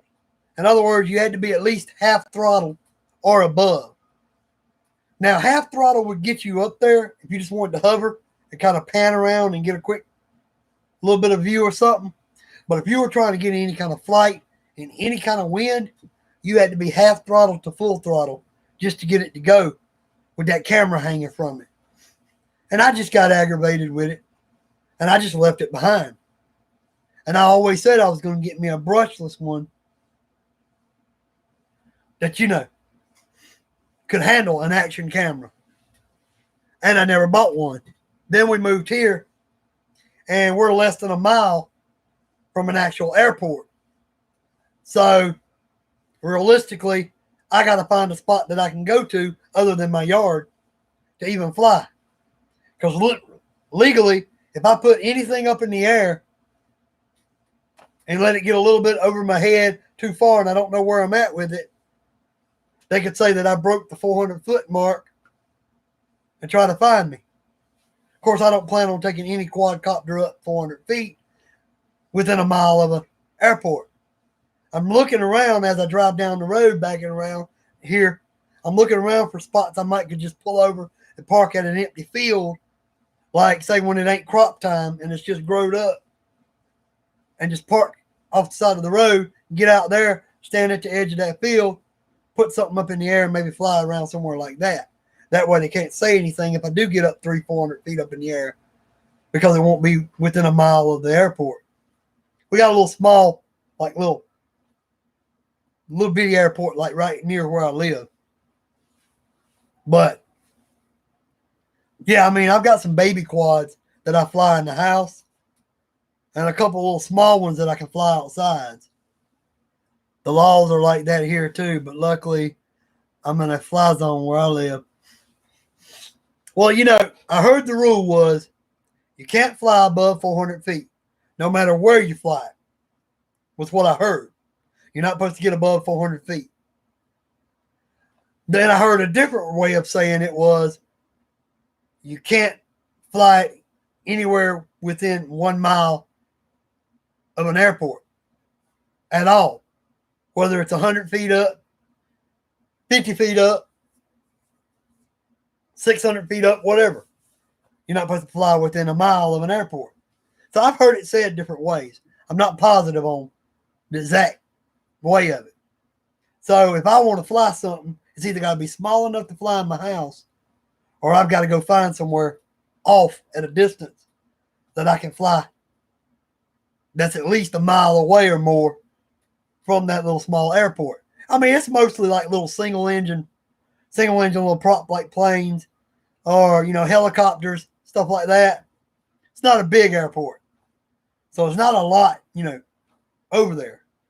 There might be I don't know. I think the most I've ever seen over there was three planes sitting out, or two planes and a helicopter sitting out at one time.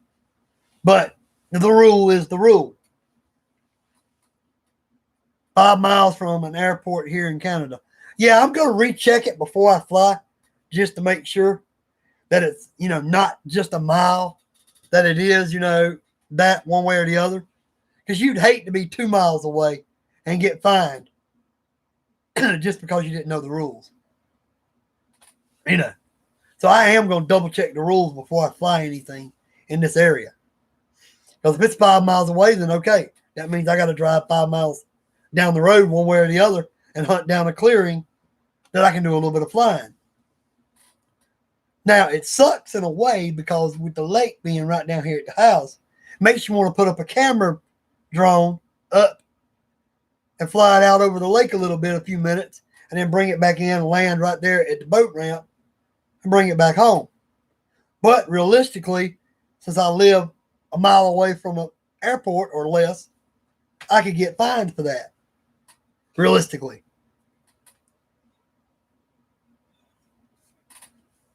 It sucks though, because that'd be something pretty to take video or pictures of up in the air, like I did with that FPV footage that I did of my boat. I took one of my little RC boats and ran it down there. I got a little Neptune 28, and I took it and ran it down there at the lake, around in the cove a little bit, and I shot it like FPV version with the camera mounted to the boat. Oh, well, I'm not getting in trouble for that because that's a boat. There ain't no laws against that one. But with a quad flying overhead, taking video or pictures, they might confine me. So I'd have to find out the exact distance, how many miles it's got to be, and then just go out in my car, pull up there at the airport, and drive away from it and see how far it is to get out of that zone that you got to be out of. And then go, okay, I can fly out here and go both ways from my house or from the airport, go both ways until I'm past the limit. And be like, okay, anywhere past this, I can fly. Anywhere past this way, I can fly. And then start hunting down. Who knows? I might find a pond or another lake or some pretty trees or something that I can fly a quad over and shoot some pictures down the road. But I don't have a lot of quads that shoot video or anything like that now. Yeah, I'd rather be safe and keep my money in my wallet than be sorry and find out I just got fined $500 because I was stupid and flew a quad and, too close to an airport. I don't want to take that chance. But I don't really have a lot of your bigger quads that you take outside and fly. I think I've only got one that I would take outside and fly. This thing is odd. Let me show it to you. You might get a kick out of this, Tom Hobby. This is an odd quad. It's not really a quad. It's a Y. More of a Y-copter.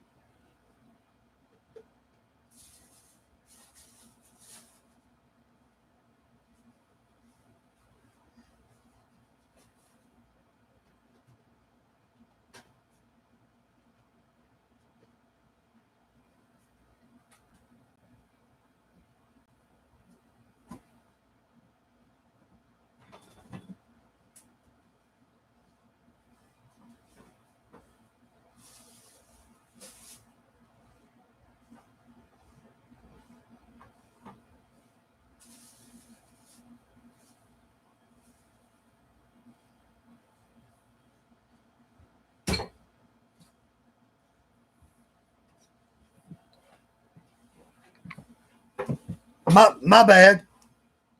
We moved. I didn't bring the Y-copter. But I did bring this one.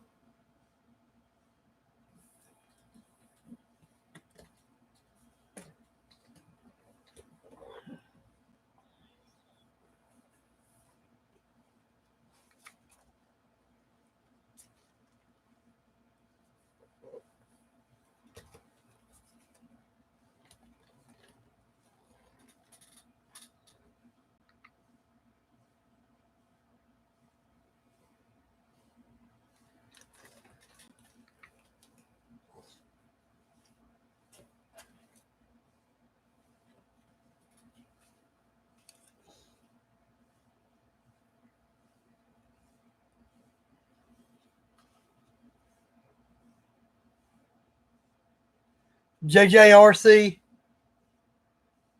H8D. Has a little bitty small camera, as you can see, right there under the belly. But not only does it have that, I've got extra prop guards for it, which I probably won't use. I'll probably take the prop guards off. They just add extra weight to it. And since it's not brushless, I don't really like having prop guards. I'd rather break the prop, to be honest, because they fly better without the prop guards, because it's extra weight you're taking off. Extra blades, extra prop guards if I did want to run them. Got some more extra blades here. Extra set of landing gear for it. So if it crashes, it's nice to have extra landing gear and nice to have extra blades.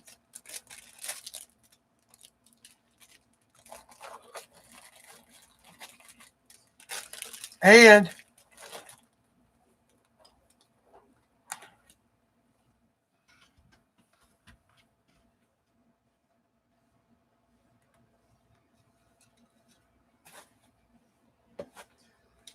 I got another 4 open ones just laying back here in the back.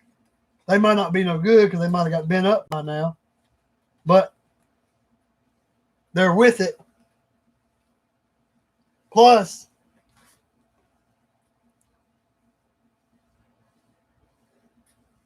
I got 2 batteries with this one.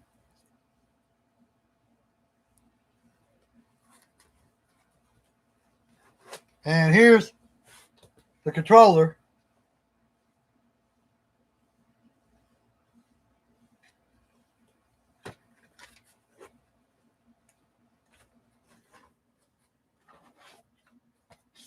And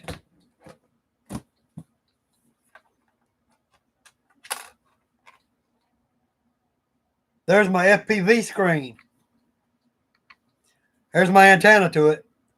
There's my FPV screen. That it connects down into the top of the controller. Right there. That snaps into the controller. And then that sits there. And then you screw the antenna in and everything. So yeah, I do still have 1 camera bird that I can take outside. This is the only camera bird I got left right now that I can take outside. But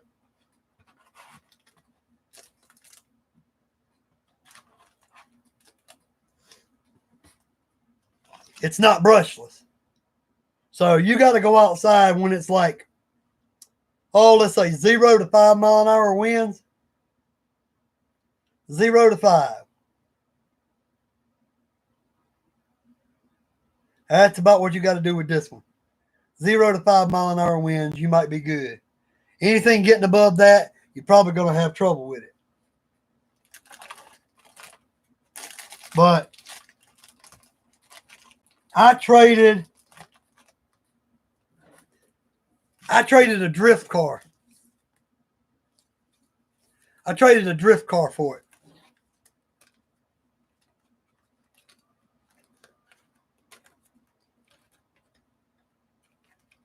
I had a drift car. Wow, that looks like a mini CX-20. It's a copy of the body, but smaller. Warm the props with a blow dryer. They will take original shape again. Well, I can just put on new ones if I wanted to. But, yeah, I mean, see, I got a whole set of new ones. I've got like 2 or 3 sets of new ones, so I should be good.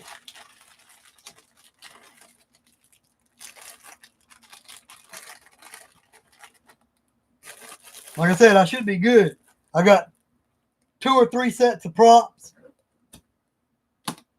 I've got another set of landing gear for it. I do have prop guards, an extra set or two, if I want them. But I don't like prop guards with a brushed quad. Because to me, a brushed quad struggles against any kind of wind as it is. And the more weight you put on that quad, the more it struggles. In a way. But a buddy of mine, he always said this. Because you generally crash when you're coming forward. You don't generally crash when you're sitting up here hovering. It's generally when you're flying around. And generally they come down like this. When you're bringing it towards you, that's when you generally crash. What he did was he would take his back prop guards off and run it with just the two front ones. That way, if he was flying forward and it crashed, it had prop guards at the front. He didn't run prop guards on the back. He just ran them on the front. Me, I got where I ran them on the front for 3 times, and then I took them off altogether. Let me put this back so I don't trip over it, and I'll be right back.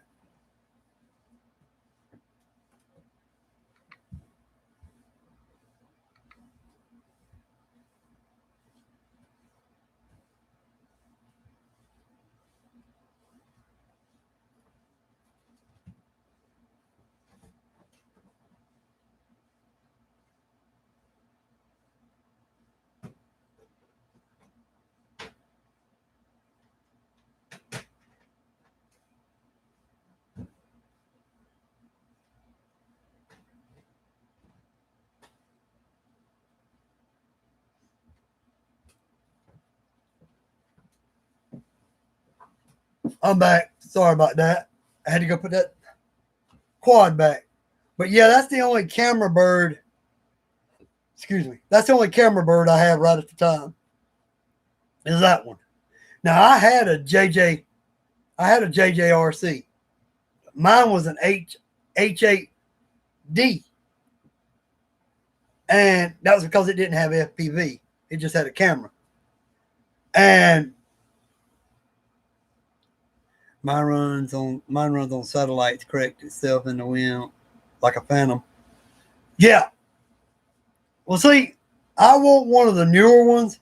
I want one that has GPS, and I want one that has brushless, but it ain't got to be fancy. You know. But I at least want to upgrade to where I've got one. If I lose sight of it and it starts getting away from me, and I can't tell orientation, that I can just hit return to home, and it'll come back and land somewhere near me. That way I don't lose it. Because that one I showed you, I had a JJRC H8C version, which didn't have the FPV part with it. And it came with a different camera. It came with a different controller. It came with a PlayStation 2 style controller with the original JJRC H8C. It came with just like a PlayStation 2 controller. But when they redid it and made it an FPV one, they put the better controller with the FPV version. Well, I got up in the air with mine, and I'm flying it, and I'm enjoying it. My JJRC H8C, I'm flying it around. I'm having fun. And all of a sudden, I'm not that far away. I can see the quad right up there above the trees. It just loses signal. And I'm sitting there doing everything I can to try to turn it to come back towards me. And I'm running towards the quad, but there's woods, so I can't get to where it's at to regain, and I can't get it to regain signal. So I just hit the button to turn the controller off and turn it back on to try to reset it to see if I can take control of it again. No. Or to try to see if I could bring it down. I even did the throttle down on the sticks. I tried to kill the motors. I couldn't get no kind of reception back to the thing. It flew away over the woods, and I don't know where it went. I still have the controller. I kept the controller, so if the controller that came with the H8D was defective on me, I could always still fly it with that other controller. But I just know I got to keep it really close by with it. But I got online, and a lot of people were saying that controller had distance issues, range issues. if you get a little bit further away than what you normally do, it could just lose control and go haywire on you. And no matter what I did, I couldn't get her back. So my quad went bye-bye. I got to fly it a total of 2 or 3 times. So when I got the chance to trade the drift car I had for that quad, I'm like, wait a minute, that's me getting my quad back again, but with a different controller. I'm like, well, I'll put the other controller with it just in case. And so I've got the controller that came with it in the case, and sitting over there beside it, I've got the old controller that went with my old one that got away from me sitting over there. That way, if something happens and I break the one controller, I can still fly it real close to me with the cheap one that doesn't have any kind of distance, doesn't have any kind of range, but I can still fly it with it, just close in. That way I can fly it up in the air, take a few pictures, and then bring it back down. But I would rather fly it with the one that came with it and put the FPV part on there so I can at least look down there and see that. Mine is 4 years old, still works fine. That happened to me once. Thank God for return to home. Yeah, I at least want that much. I mean, even if it doesn't have a gimbal, even if I get a bird that doesn't have a camera on it, I at least want a bird that has return to home that works. That way, if you get up there and you lose orientation, you can just hit the return to home button and you know it's going to land somewhere near you, you know. And you're getting your bird back. You're getting your drone back, your quad back, whatever. As long as it lands near you, you get it and you're good. Because you can always add some kind of camera to it or some kind of gimbal system later time to a lot of the quads and make it where you can get better footage down the road. But that one there, I'm going to tell you now, as lightweight and plasticky as that one is, you're not putting no action camera under that one. That one doesn't have the gusto, quite the moxie, the power that the X8XE or X8C, the Sama had. It had a little more punch, and it could barely carry an action camera in wind. So that one wouldn't have a chance of carrying an action camera under it in any kind of breeze. The only thing it can carry is the camera that came with it.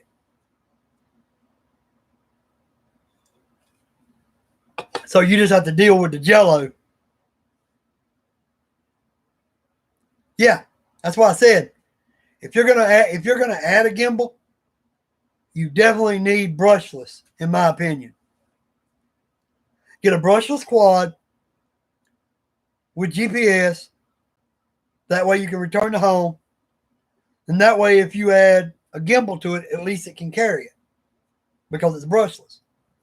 But if you can look up and get a quad that at least comes with a 1, 2, or 3 axis gimbal on it and a decent camera, maybe go ahead and upgrade and get something like that instead. Because I've seen several cameras out there, they'll say has a 1-axis gimbal. Well, they're not perfect, but they're better than no gimbal. Then I've seen some that are brushless that have a 2-axis gimbal. They're almost there. Almost. But not quite because of that 1-axis that you get the shake out of. And then you have the ones that have the 3-axis gimbal, so you don't have any kind of shake if they're good. Me, I would be happy with a 2-axis gimbal. So that way it's almost professional quality, you know. And then having GPS and having the satellite so you can return to home and know you're getting it back. Because there's nothing worse than a runaway quad. Because if it doesn't go down in the woods and get lost, it can go down in somebody's vehicle. I mean, realistically, you're out there, you're flying it, you're in a vacant field, there's a road behind you, and it goes nuts, and you can't get it back. And it ends up going out there in the road and crashing into somebody's car. Then you're responsible for their car. And if they wreck anybody else's car that hit them, you're going to end up responsible for that as well. So you really have to be careful when you're messing around with quads you know, especially if they don't have return to home. And if they don't respond to the kill. Because, I mean, I did that. I brought the sticks down and in or down and out, whichever it was, to kill the motors. It didn't kill them. I could hear the motor still going as it was going over the trees and out of sight. I don't know where it went down. Never saw it. Never got it back. I went in the woods that night, searched for 2 hours. Never could find it. Looked up in all the trees, went back to the house, got a flashlight, went back out, looked for it. But in defense, it was black. Kind of hard to see black up in a tree. Or if it's dark on the ground, it's going to be hard to see black. Unless the lights are still flashing. That's what I was in hope for. Because I went looking for it. And if it crashed anywhere nearby, I was hoping to see this. The LED lights flashing from where it had lost signal. Or maybe from where it went low battery. So I'm looking all around for 2 hours. Didn't find it. My next door neighbor felt bad for me. He went out into the woods. He went looking. He couldn't find it. He asked me later time, did I ever find it? I never did. And the controller was just sitting up on my dresser at the house. Out of the way. Hoping I would find it.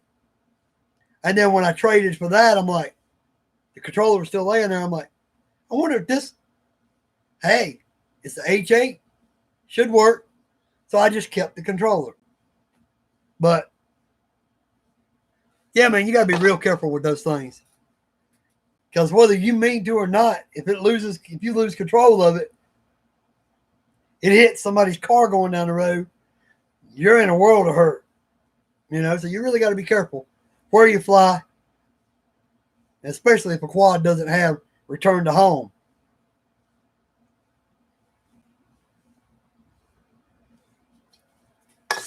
I love the ones that have the low battery warning and automatically return time you hit low battery. That's a good thing to have too. I mean, and I love the controllers that let you know you have low battery. That way you're sitting there, you're flying, and you hear beep, beep, beep. And you're like, uh-oh, bring it on back. Controller battery's getting weak.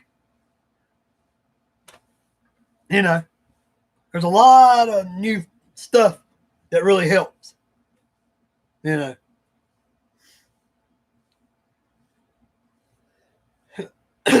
But yeah, man. It's been rough in this county here. Our death toll totaled like 12 last week. It's 24 now. DJI minis are awesome. Under 250 grams. Try the Tower app on the phone. It keeps track of speed, height, distance. I use it with my CX20. It can even limit the distance and height. A geofence. It's called geofencing, right?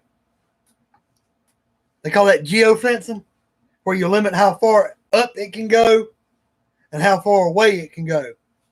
What's up, Bull Gear RC? We're talking about quads right at the moment. You talking about the DJI Mini Mavic, right? The newest one, the DJI Mini Mavic.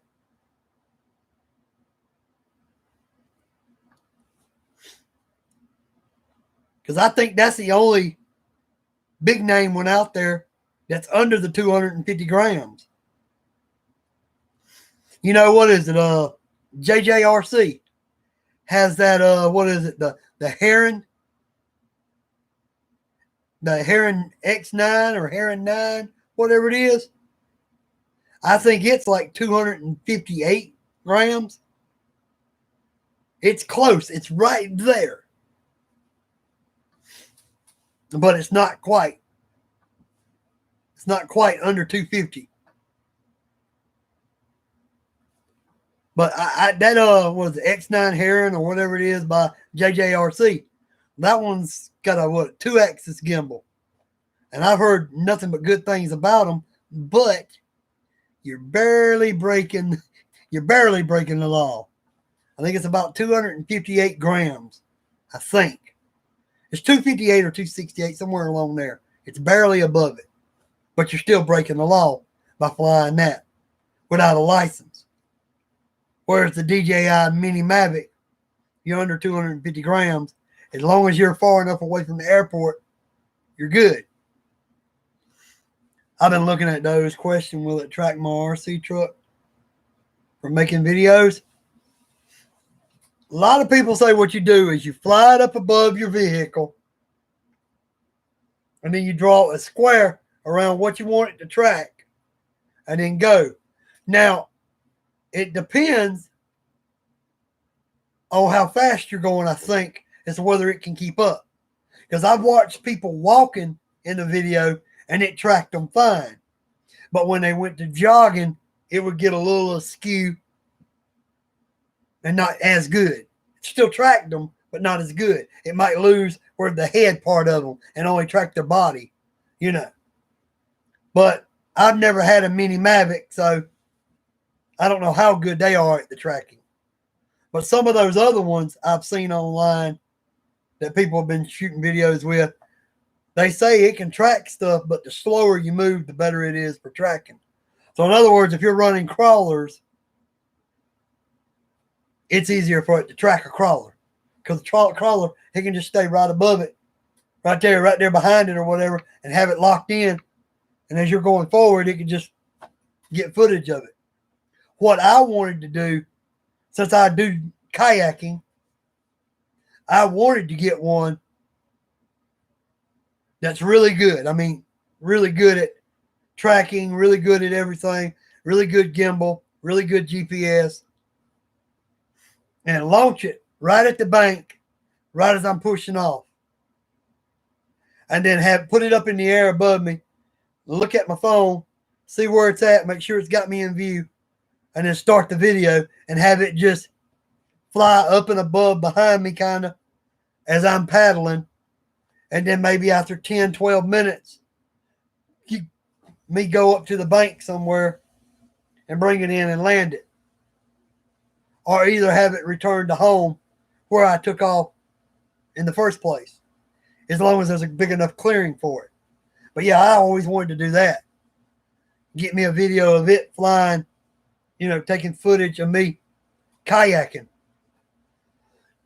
Or have it up out there while I'm fishing.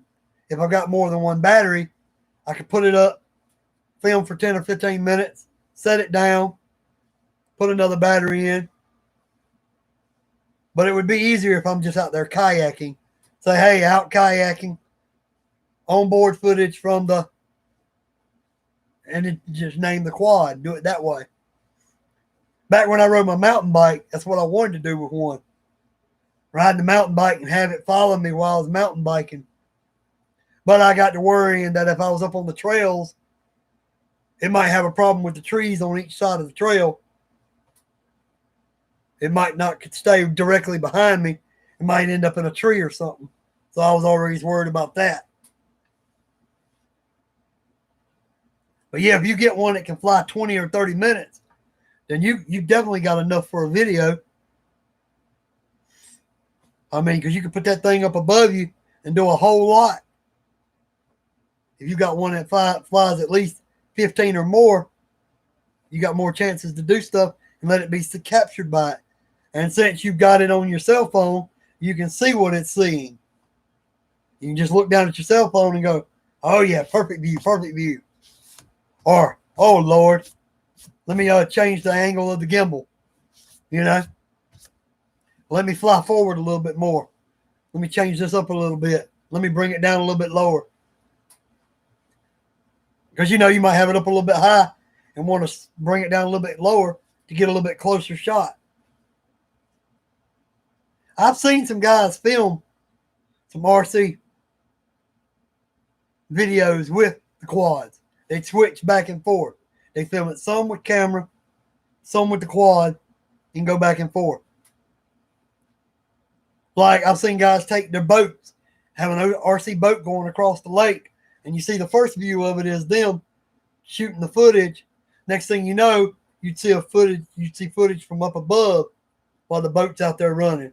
And you know that was from a quad. And then you might see them bring it back in, and you'd see footage from it on the boat. And you know they had a camera mounted to the boat, getting some footage that way too. But yeah, I want me a quad that can do something like that down the road. I just haven't invested in one until I find out for sure what my laws are around here.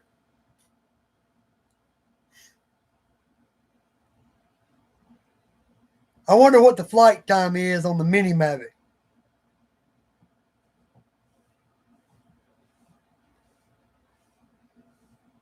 Because I know, not the DJI Tello. What's the other one they got? The little one? Spark. I know the Spark, it weighs over 250 grams. The Spark's really nice. For a 2-axis gimbal, that Spark is a really nice quad. But it's over the legal limit. So you actually need a license for the Spark. And the Spark, I think, has I want to say 12-minute, somewhere along there, flight time. The DJI Spark has a 12-minute flight limit, is what I think, if I'm not wrong. And I think the DJI Minis that are under 250 grams, I think I was told, somebody said something about 15 to 20 minutes, somewhere along there. I could be wrong. I'm just going by what I've heard. And I know the JJRC, the Heron, I think Heron 9 or Heron X9 or whatever it's called, looks just like the DJI Spark. Looks like a complete clone of it. Has a 2-axis gimbal as well. I heard it gets about 10 to 13 minutes on one battery. Now, of course, if you're out kayaking and it only gets 10 to 15 minutes, you're not going to get much footage of your kayaking trip. And if you're fishing, you're really not going to get much footage because you put it up in the air, unless you're already fixing to be at the spot you want to fish at, it's not going to catch you catching much fish because you're going to put it up there and you're going to throw out, and while you're waiting, you're going to already have to land it and change out batteries if you got more batteries. So I like the idea of just using it for, catching me kayaking. Out kayaking, filmed by, and you could always lower it down some so it get a close-up shot. True. You put it out there in front of you when you're getting ready to throw out and have it start filming, catch you throwing out and it hitting the water. That could be your intro. Cut it, bring it in and land it. And then if you catching one, you could always put it out there and have it filming you bringing it in as your outro, or either you just waving bye to everybody as you're leaving. So yeah, definitely be good for intros and outros. Even if they only fly 10 and 12 minutes, it can make a good intro and outro.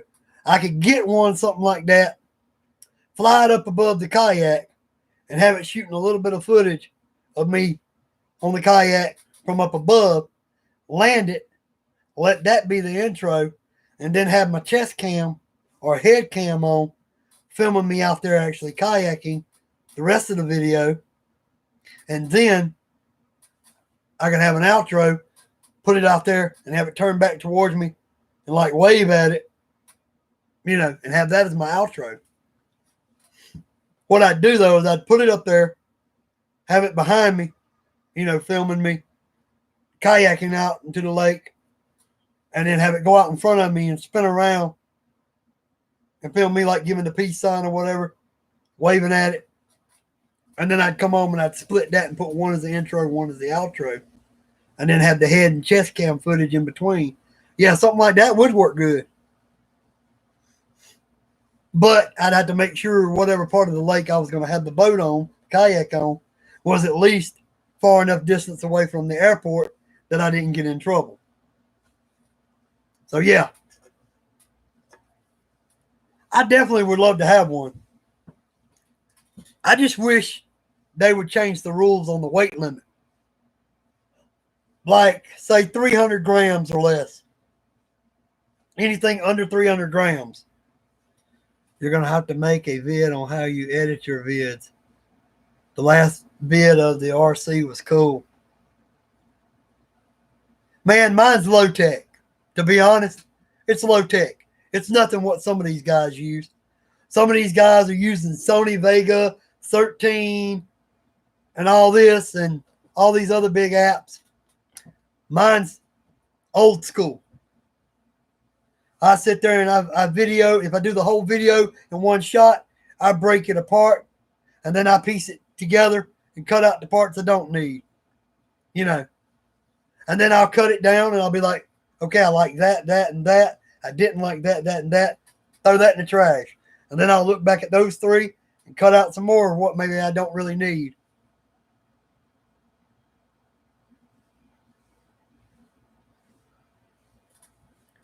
Yeah, man. What I did now that video, I'll be honest with you. The last video, if you're talking about the red Toyota in the woods, if you're talking about that, what I did was I shot it in clips. You had it with Windows 10 phone app? Cool. Photo app, my bad. Windows 10 photo app. I don't even have Windows 10 on my computer. Mine is Windows 7. Professional, whatever. I haven't updated to Windows 10. I like this. It's what came on the computer. It was refurbished when I bought it. So I just left it alone. I use Windows Live Movie Maker. I use Windows Live Movie Maker to edit. That's what I edit with. It's one of the most simple editing systems you can use. Windows Live Movie Maker. I don't even know if they make it for Windows 10. But when I bought this computer, I had to go out there and hunt it up and find it for this computer because my other computer came with it. I had a Toshiba, and it came with Windows Live Movie Maker on it already when I bought it. This one didn't come with a movie maker. So I just went out and typed in Windows Live Movie Maker or Windows Movie Maker, and I found the live version, so that way it would be a little bit quick. It's a little bit quicker, works a little bit better than just the plain Movie Maker. And that's what I installed. That's what I use to this day is Windows Live Movie Maker. I had one of the Sony Vegas, but when I cut a clip, it was so hard to match the sound up because you had to be so precise when you were cutting the sound. If you used the sound in the video, it was so hard to cut the sound to go with and get it evened up with the video so it wasn't off sync. It kind of aggravated me. And the splicing, putting the two sections of video together, I never could get it quite as smooth as what I could on Movie Maker. Oh, so Movie Maker is no longer available. Well, I guess it's a good thing I haven't upgraded to Windows 10 then, because that's what I was thinking about going to. I haven't upgraded to Windows 10. I guess that's a good reason. Now, I will tell you something that helps on some videos, and it all depends on you. Depends on how you want to do it. Some videos I shoot in clips. I shoot a scene, then I shoot another scene, then I'll shoot another scene, then I'll do another scene, and then I bring all those scenes home, and I look through that whole set of scenes, and I'll grab the best scenes out of there and say that's going to be my video. The worst scenes, I'll just go ahead and put them in the trash bin. And then I put my intro at the beginning, outro at the end. I watch it through, and then I start dissecting what I think I should lose in that time frame until I get it where I want it. That's kind of how I do mine if I do it in scenes. Some of the videos I shoot in clips like that. Like, okay, I set my truck down over here. I've got it coming at me. I'm going to climb this rock right here, and it's going to go past me and the camera. Well, then I would stop the camera, turn the camera around, and film the truck going past the camera and then going over another obstacle and going forward a ways and then stop it and go to a scene where it's coming at it again. Sometimes I do it that way. Sometimes I'm just out there to have a little bit of fun myself, and then I film the whole video, one clip. I do some of them the whole clip, like go out there and film for an hour or two straight, you know, and then bring that home and dissect that. That's a little bit harder when you dissect the whole video at one time, you know, trying to do it. A little bit harder, but it can be done. I've got a Vacant, the Summon Plus, and it's a 4K camera, action camera, on its own gimbal. It comes hooked onto a gimbal stick. And then what I do is I mounted that onto a device to hook onto my controller. Yeah, as long as it falls 2 minutes or less. I make my videos 3 feet at a time. I understand that one. That's kind of like what I said, the scene. Bull Gear RC videos. That's kind of like my scene. Or truck coming at me, climbing over something. Right as it goes past the camera, shut camera off. Spin the camera around, get it where I want it. Turn it back on, have the truck going by the camera and going down to the next obstacle to go over. Then cut, move the camera, come at it. I shoot in scenes like that sometimes. But if I'm shooting with my action camera, I just most of the time shoot the whole video. If I'm shooting with the Vacant Summon Plus on the gimbal, because I'll have it mounted to my controller and I just walk. A lot of times I just walk beside the truck and shoot the footage of the truck as it's going or as it's coming. And then I'll come home and I'll cut it and splice it to what I want to keep. Because, I might shoot 2 hours worth of footage and only keep 3 to 5 minutes. So it depends. It depends on what camera I'm using. If it is the Vacant 4K Summon Plus with its own gimbal, 3-axis gimbal, I generally shoot the whole video. And then I dissect it when I get home. If I'm fishing, if I'm using my filming with my cool pics, if I'm filming with this, I shoot in clips where I have it come to me, climb over something, go past me, stop the camera, spin it around, shoot the clip, stop the camera, take it, move down a little ways, get in front of the vehicle, and catch some more footage. So yeah, the big old Nikon Cool Pics, I do that one in clips. The Vacant Summon Plus action camera, and generally the whole video. Now, if I'm fishing with my GoPro Hero 5 Black, depends on what I'm shooting. Because so far, this has only been used for fishing and kayaking. That's all I've used this for. And that testing out that rod and reel that I put new line on, that bait caster. Sometimes I shoot the whole thing. Sometimes I do it in clips. Now, when I went down there and caught a fish on this, when I was fishing using this to shoot the footage, I shot the whole video, and then I just come home and dissected it. The time before I went down there and fished and shot video with this, I shot clips. When I did the video of me out in the yard casting that bait caster,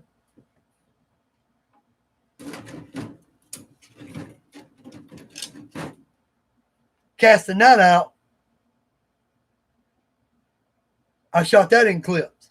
I would throw out a few times, stop the video, then move or adjust the spool on it, and then I would turn it back on and start recording again. But everybody has their preferences of how they want to shoot. Everybody has their preferences of what cameras they want to use. My main cameras are my GoPro Hero 5 Black, now that I have that, that's the only thing I've shot footage of me fishing with. Anything concerning fishing, whether it be on the kayak, whether it be kayak mods lately, whether it be putting line on a rod and reel and trying that reel out, all that's been on the Hero Black. All my RC trail videos, 90% of them are the Nikon Cool Pics. But now, if you see one where it looks like I'm keeping up with the car as it's going, and it's the footage is beside the car, then goes to in front of the car, comes around to the other side, and comes to the back, that is my Fayutech Summon Plus 4K action camera with the gimbal. Because I can do that. I can be right there beside the car, walking beside it, get a little bit of footage, and then decide I want to go in front of it, have it coming at me, then go down the other side, then come around to the back and have it going away from me. So I shoot mainly with 3 cameras. That's mainly what I shoot with, 3 different cameras. GoPro Hero 5 Black, Nikon Cool Pics, 4K, but I don't shoot in 4K. Just it's there, but I don't use it. I generally do 1080-60. Any of my RC videos are going to be 1080-60 is what I do them in. If I do an RC video, I'm going to do it in 1080p, 60 frames a second. If I do fishing, it could be in 1080p 60, or it could be in 1080p 30. Because the last time I went fishing, I got skunked. Didn't catch anything, so I didn't do a video of it. I shot video of it, but I didn't keep it. I just deleted it. I went down there and I fished for 2 hours. Camera died at 1 hour and 20 minutes. That was at 1080p, 30 frames a second on wide mode. All right, Bull Gear RC. We'll catch you later, my friend. Have a good one. Last time I was out there for 2 hours. The GoPro Hero 5 Black on 1080p at 30 frames per second died after 1 hour and 20 minutes. But that is an improvement. That's on wide mode. That is an improvement over 1080p at 60 frames per second on wide mode. I only got 55 minutes to 1 hour and 5 minutes before it completely died, or almost started beeping at me. It was going beep, beep, beep, low battery, warning. So I had to cut it off at like 55 and 105, somewhere along there originally. And that was 1080p, 60 frames a second, wide mode.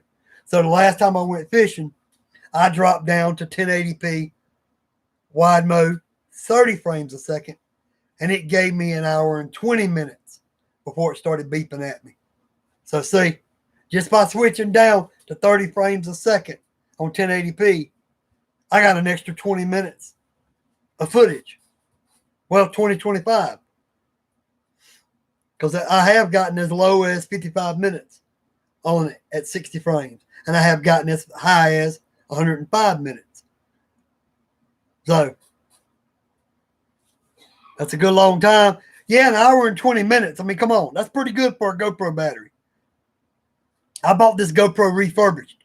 So I don't even know if the battery's new. It might have been the battery that came with it before it was refurbished. They might have just refurbished the camera and left the same battery with it. So that might not even be a brand new battery. So to get 1 hour and 20 minutes on 1080p, 30 frames a second. Now, the only time I would want 1080p 60 is for slow-mo. At least so you could do a little bit of slow-mo, a light slow-mo. Like, say, if you're bringing in a fish and you want to slow that clip down to make it really stand out more, like when maybe a bass is dancing across the top of the water and you want to slow that down because you caught it on camera, I can understand being in 1080p 60. But until I get at least one more battery, it's 1080p 30 to get me that 1 hour and 20 minutes from now on until I get me at least one more battery. Now, when I get one more battery, I'll probably go ahead and bump it back up to 60. That way, in case I catch a fish and I want to do a slow-mo part of reeling him in. Like, say, when I caught that fish down there the last time that I caught something down there in the kayak, I could have cut the scene when I started reeling him in, and when he started doing this, I could have slow-moed that a little bit and made it look even more dramatic as I was bringing him to the boat. So, yeah, I would like to go back to 1080p 60 once I get one or two more batteries. They may be some knockoffs just so I can get a good cheap deal on them.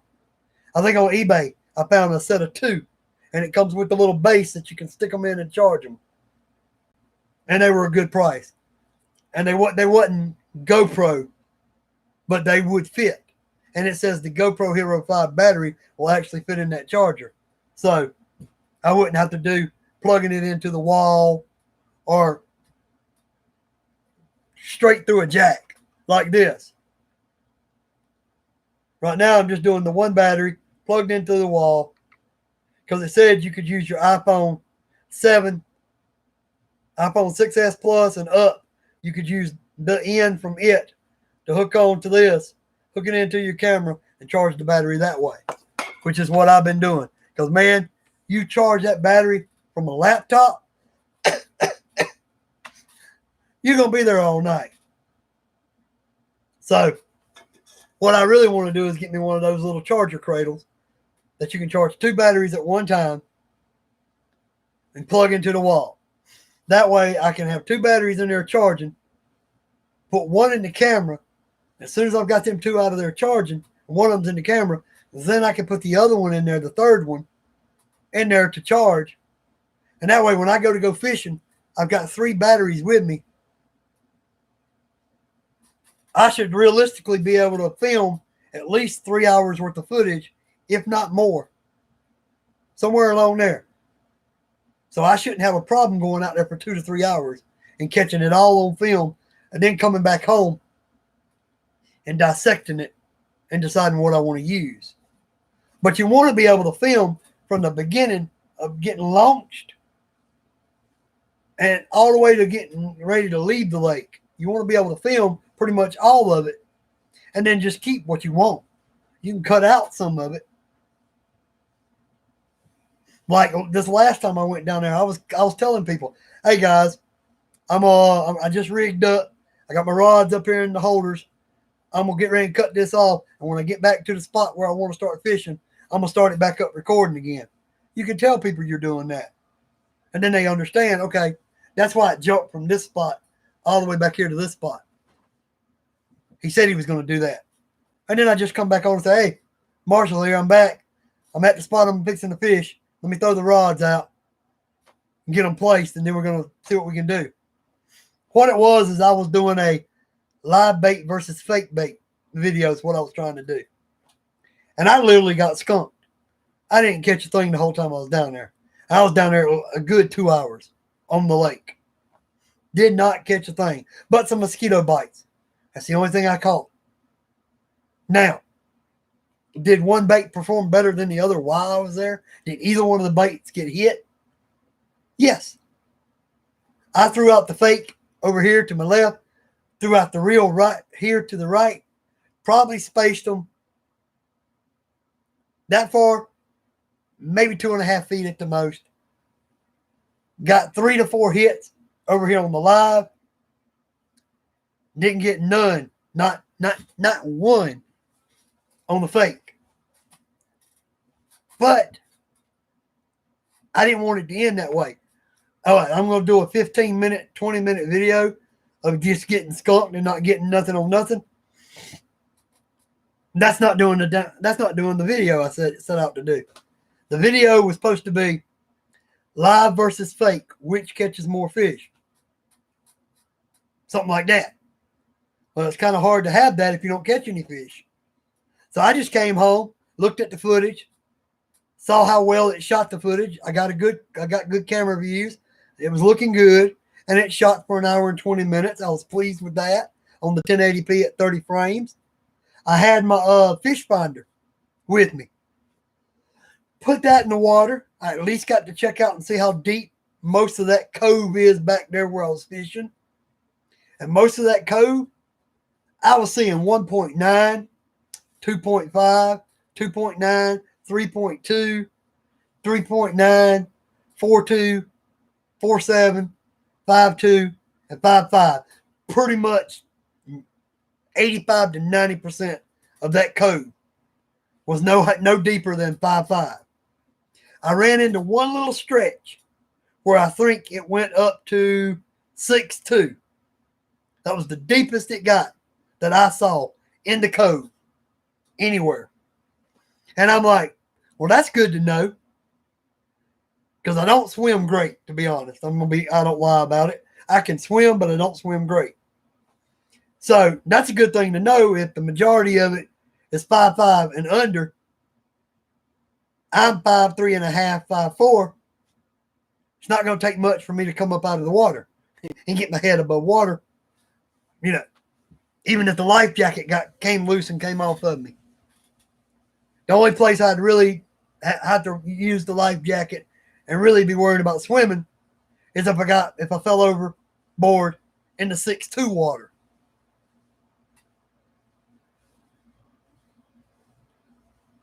That musket weedy, yeah. Don't get near the bottom with your lure. Holy messimony. It is messier, worse than crap on the bottom if you get a lure down there at the bottom. Oh. Yeah, in the summer, the water's going to be really warm. There's a lady that lives out here, one of our neighbors, that actually told me she's been swimming in that cove before. And I'm thinking to myself, that's some nasty bottom water, nasty down there on the bottom. I don't know if I'd want to swim out there with all that algae right underneath me. When you come up out of there, that stuff's going to be all up on your feet. Unless you're wearing swim shoes. All up around your feet and ankles. To be honest, especially in the shallow part. Because like I said, when I launched the boat, I got out a little ways and spun around, checked the depth finder, and it said I was like 2 feet deep or less. And I'm going, 2 feet. And I've been running these crankbaits and some of these deep diving lures. And I'm like, that's not exactly good for that area unless you're going to retrieve them really fast. You're going to have to retrieve it really fast to keep it off the bottom and keep it from getting hung up and keep all the muck off of it. Because, come on, the deepest part to that area is 6.2. If that's the deepest, some of those baits that we use, when you throw them out, they're trying to go 6 to 12 feet deep. Some of your deep divers. They do 6 to 12 feet deep. So I don't really want to use anything 6 to 12 feet deep because that thing will be just this big around with a ball of gunk on it if I don't get hung up and lose it. I threw a jig out there with a trailer on it, a rubber trailer, a swim bait like trailer on it. And it's got a weedless hook. I reeled that thing back in, and this little jig that's this big was this big around when I reeled it in with all the seaweed and muck on it, looked like. The algae, seaweed, whatever you want to call it, all that muck just caked on it. It looked like a softball when I reeled it back in. And I had to pull all that crap off, chunk it back out there. And I noticed the slower I swam it, the more gunked up it got. And if I paused to let it sink a little bit and then give it a little jerk to make it more attractive, time I paused, it was on bottom, like in 2 seconds, and already covered in gunk by the time I started reeling it. Because you'd start reeling and feel like you had a fish on it. So you got to watch what you run up in the cove. To me, in my brain, this is what it says. I could be wrong. I don't claim to be right about everything. In my opinion, back there in that cove, top water baits, perfect because it's on top water, or a shallow diver. Get a little jerk bait, something that maybe only dives like 3 to 5 feet at the most. Since, most of the area is like 3 to 5 feet, or get something that doesn't go any further than 6 at the maximum, and then just work it, jerk it a couple times, just let it sit for just a second and start back again and try to keep it up off the bottom. But I got a couple of lures that are only supposed to go like 3 feet deep. I plan on using them down there in that cove a good bit. I may switch over and use them in the cove more. That way I'm still putting something down under the top of the water. If they're down near bottom, they're still going to see it. Think about it. If it's 4 foot deep in a lot of the area, and I put something out there that dives down 3 foot, it's going to be right above their head. Right there at them. They should see it. Hopefully. That's the thought behind it. Run top water baits. Run shallow divers that don't go no deeper than 5 or 6 feet. And maybe every now and then run a lightweight worm with like a 1/16 style bullet weight. A light, small rubber worm or a fluke style body rigged up with a bullet weight or something on it, and see what I can do. Man, I love fishing the jungle. I'm going to put vids on my channel again. I deleted my vids because of that child safe thing. I go weedless Texas rig or Carolina rig. Me, what I like to do, now this is because I got taught this by my dad way back when. I still have hooks that have the little weed guard that comes down and catches on the tip of the hook. I still have hooks of that type. Completely weedless, has the little weed guard that comes down and catches on the hook. And then when the fish hits it, it pops that catch as he's coming up and hits it. And he hooks on. Now, is that perfect? No, because if he hits it light, that thing could pop out and hit him, and he might turn and swim off. Some of the new weedless guards stop about this far before the tip of the hook. That way they don't interfere with the bass's bite.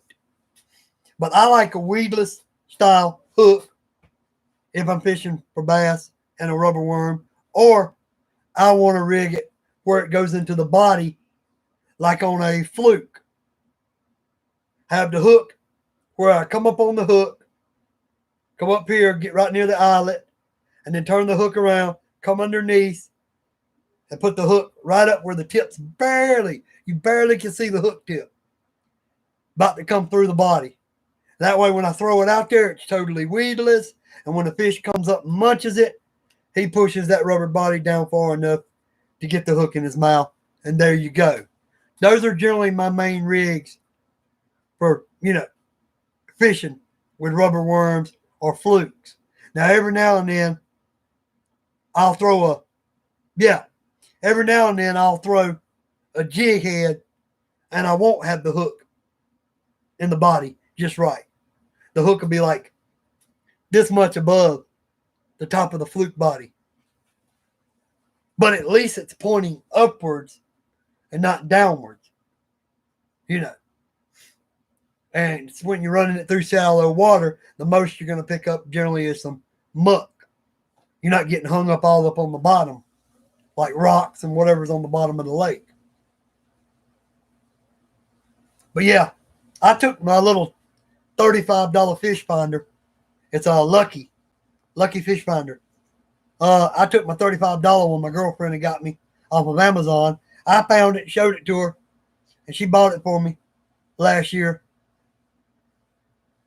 And I took that down there, put rechargeable batteries in it, threw it over through the sensor part over the side, and then put the other part in between my legs so I could sit there and watch it and tell what the depth was. Like I said, most of the time the range was in between 1.9 to 4.8. Couple spots I got up to 5.2 and 5.5. And then I had like one stretch where it got up to 6.2 at one point. But then it went right back down. So it's not, like it's a big area. How cold is winter where you are? Oh,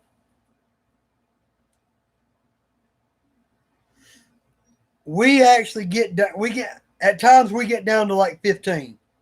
Now that's Fahrenheit, of course. I have gotten down to like 15 degrees Fahrenheit. You know. But we also get up to 102 during the summer. We can get up that way. We have a big range. Big range. It can get all the way down to 15 degrees, but all the way up to over 100. I've seen it hit 103 a few times in South Carolina myself. And 103 ain't no joke. Of course, I'm talking Fahrenheit. You know. But yeah. So we got a big spectrum. But I know our cold, 15 degrees, is nowhere near as cold as like the mountains. Like where my niece lives, like Montana. They way colder. And I know like in Canada, y'all get way colder. So you have fish slowing down in cold water too. Yeah. Now, cold water season here in South Carolina is good for what they call striper. Striper bass love the cold water. Because that's when I used to fish for them. We used to go out during the winter, during fall and winter, and fish for striper. You got the stripes down the side of the bass. We used to fish for them during the fall and winter. Years ago. Well, not a bunch of years ago. Maybe about 8, 9 years ago. Somewhere along there. I used to do a lot of striper fishing. Me and a buddy of mine. And we'd fish fall and winter striper. Our summers are in the hundreds, make the weeds thick, makes fishing fun. Well, that's just like, you saw my last video of that red Toyota in the woods. The weeds and the brush have doubled over there in the last month. That's how much thicker the stuff has got. If you went back and looked at my Ecx Doomsday Barrage video that I recently put up, I did that over there in them woods. Same woods. I did that like a month ago. And then you look at this Toyota video, which hasn't even been up a complete week, basically. The brush is twice as thick in a week's time, the way that brush grew up. It was just like, oh my God, look how thick it is over here. And the briars and everything. Me trying to walk through there to shoot the video with the truck. What I'd have to do is I'd have to send the truck through and film it over here.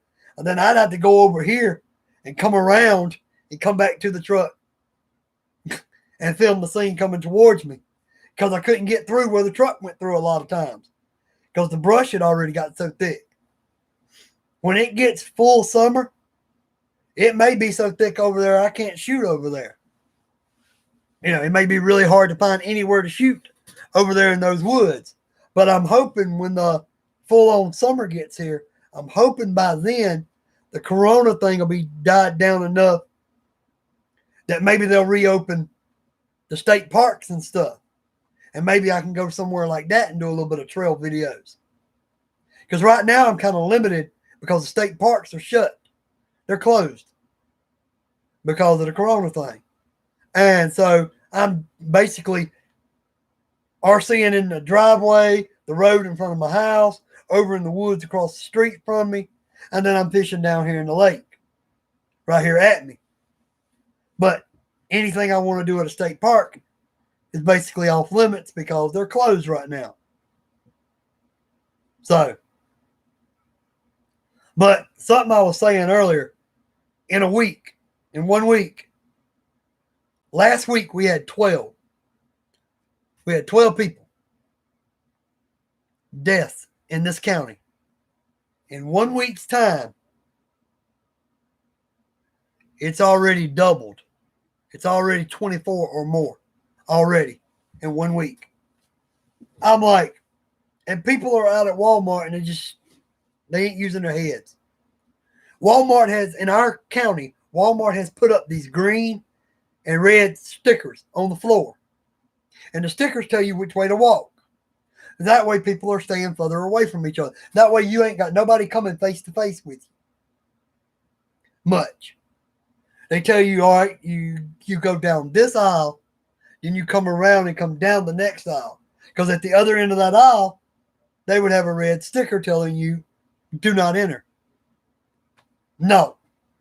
Not the idiots at our local Walmart. I'm going down an aisle that tells me to go this way, and I've got 5 people coming this way down the aisle. And I'm just sitting there. And one time, they kept me waiting like 5 or 10 minutes. I'm on the phone with my girlfriend. I finally told her, look, I don't need but 2 things. I'm going to have to back off of this aisle and go down a few aisles and go down. Because these idiots don't seem to be able to see the green arrow pointing the wrong way. I told her that, but I didn't call out no names. I'm sitting there talking, and I told her when I got home, I said, if this woman hadn't had her kids with her, I'd have probably said, lady, can you see the arrow on the floor? You came the wrong way. You're supposed to come my way and then go down and go off of this aisle and go to the next one and go around.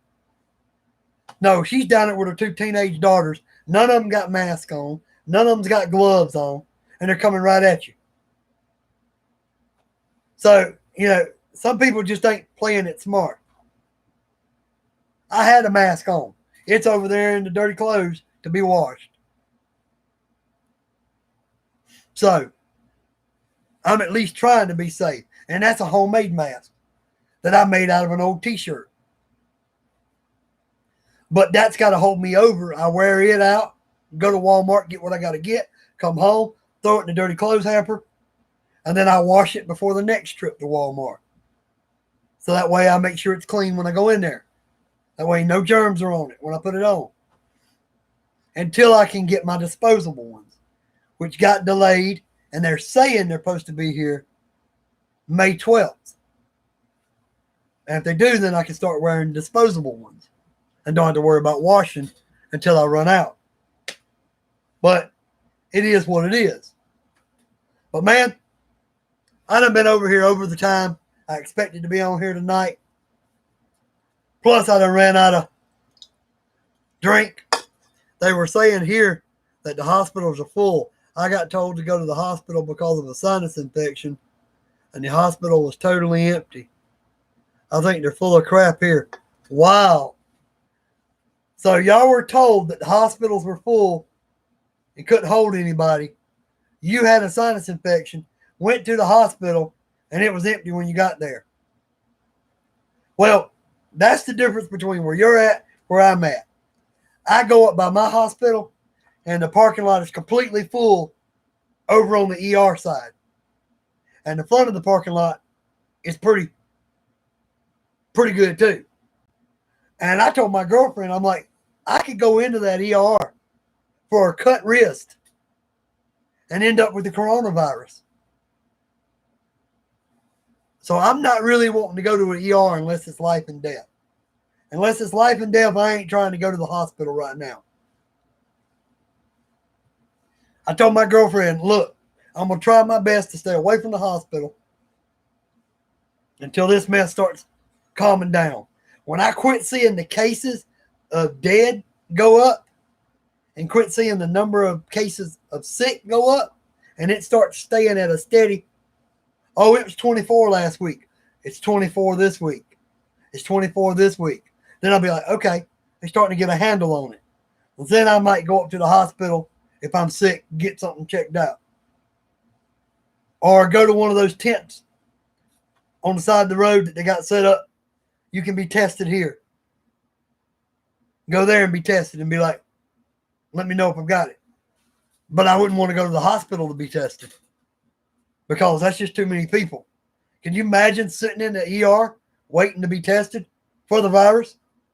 Somebody in the ER is probably going to give it to you while you're waiting. That would be my luck. But man, It was good chatting. I'm going to get off here. Peace. Everybody, enjoy your hobbies. Be safe. We'll see you next time.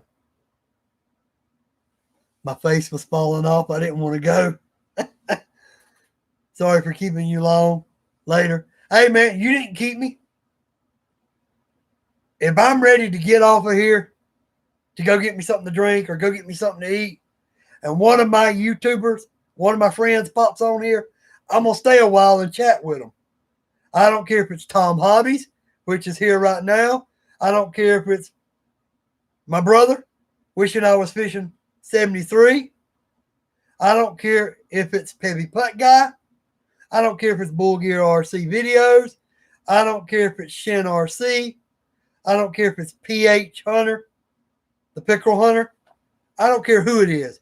If somebody jumps on here and wants to chat with me, even if I'm fixing to jump off, I'm going to try to chat with them a little bit, an extra 15, 20, 30 minutes just to have a little chat with them. And then I'll say, hey, man, I need to get off here. I'm out of drink. I'm getting me something to eat. And then I'll bounce off. But heck, now I got to get off here so I can put all these RCs away. I got 1, 2 short course trucks, 2 more like monster trucks over here, a rally car sitting over here to the left of me. I got to put away all these so I can get ready and get me something to drink, get me something to eat. Because I got a couple of games that I do. I play games like on Steam. I play Game of Thrones on Steam. I got to get on there and check in, do some gathering and stuff, do some upgrading and get off of it. And then it'll be movie time probably after that. But anyway, peace. Later, everybody. I really appreciate everybody that drops in and pops in for a chat. Y'all have a good one. Marshall, we out.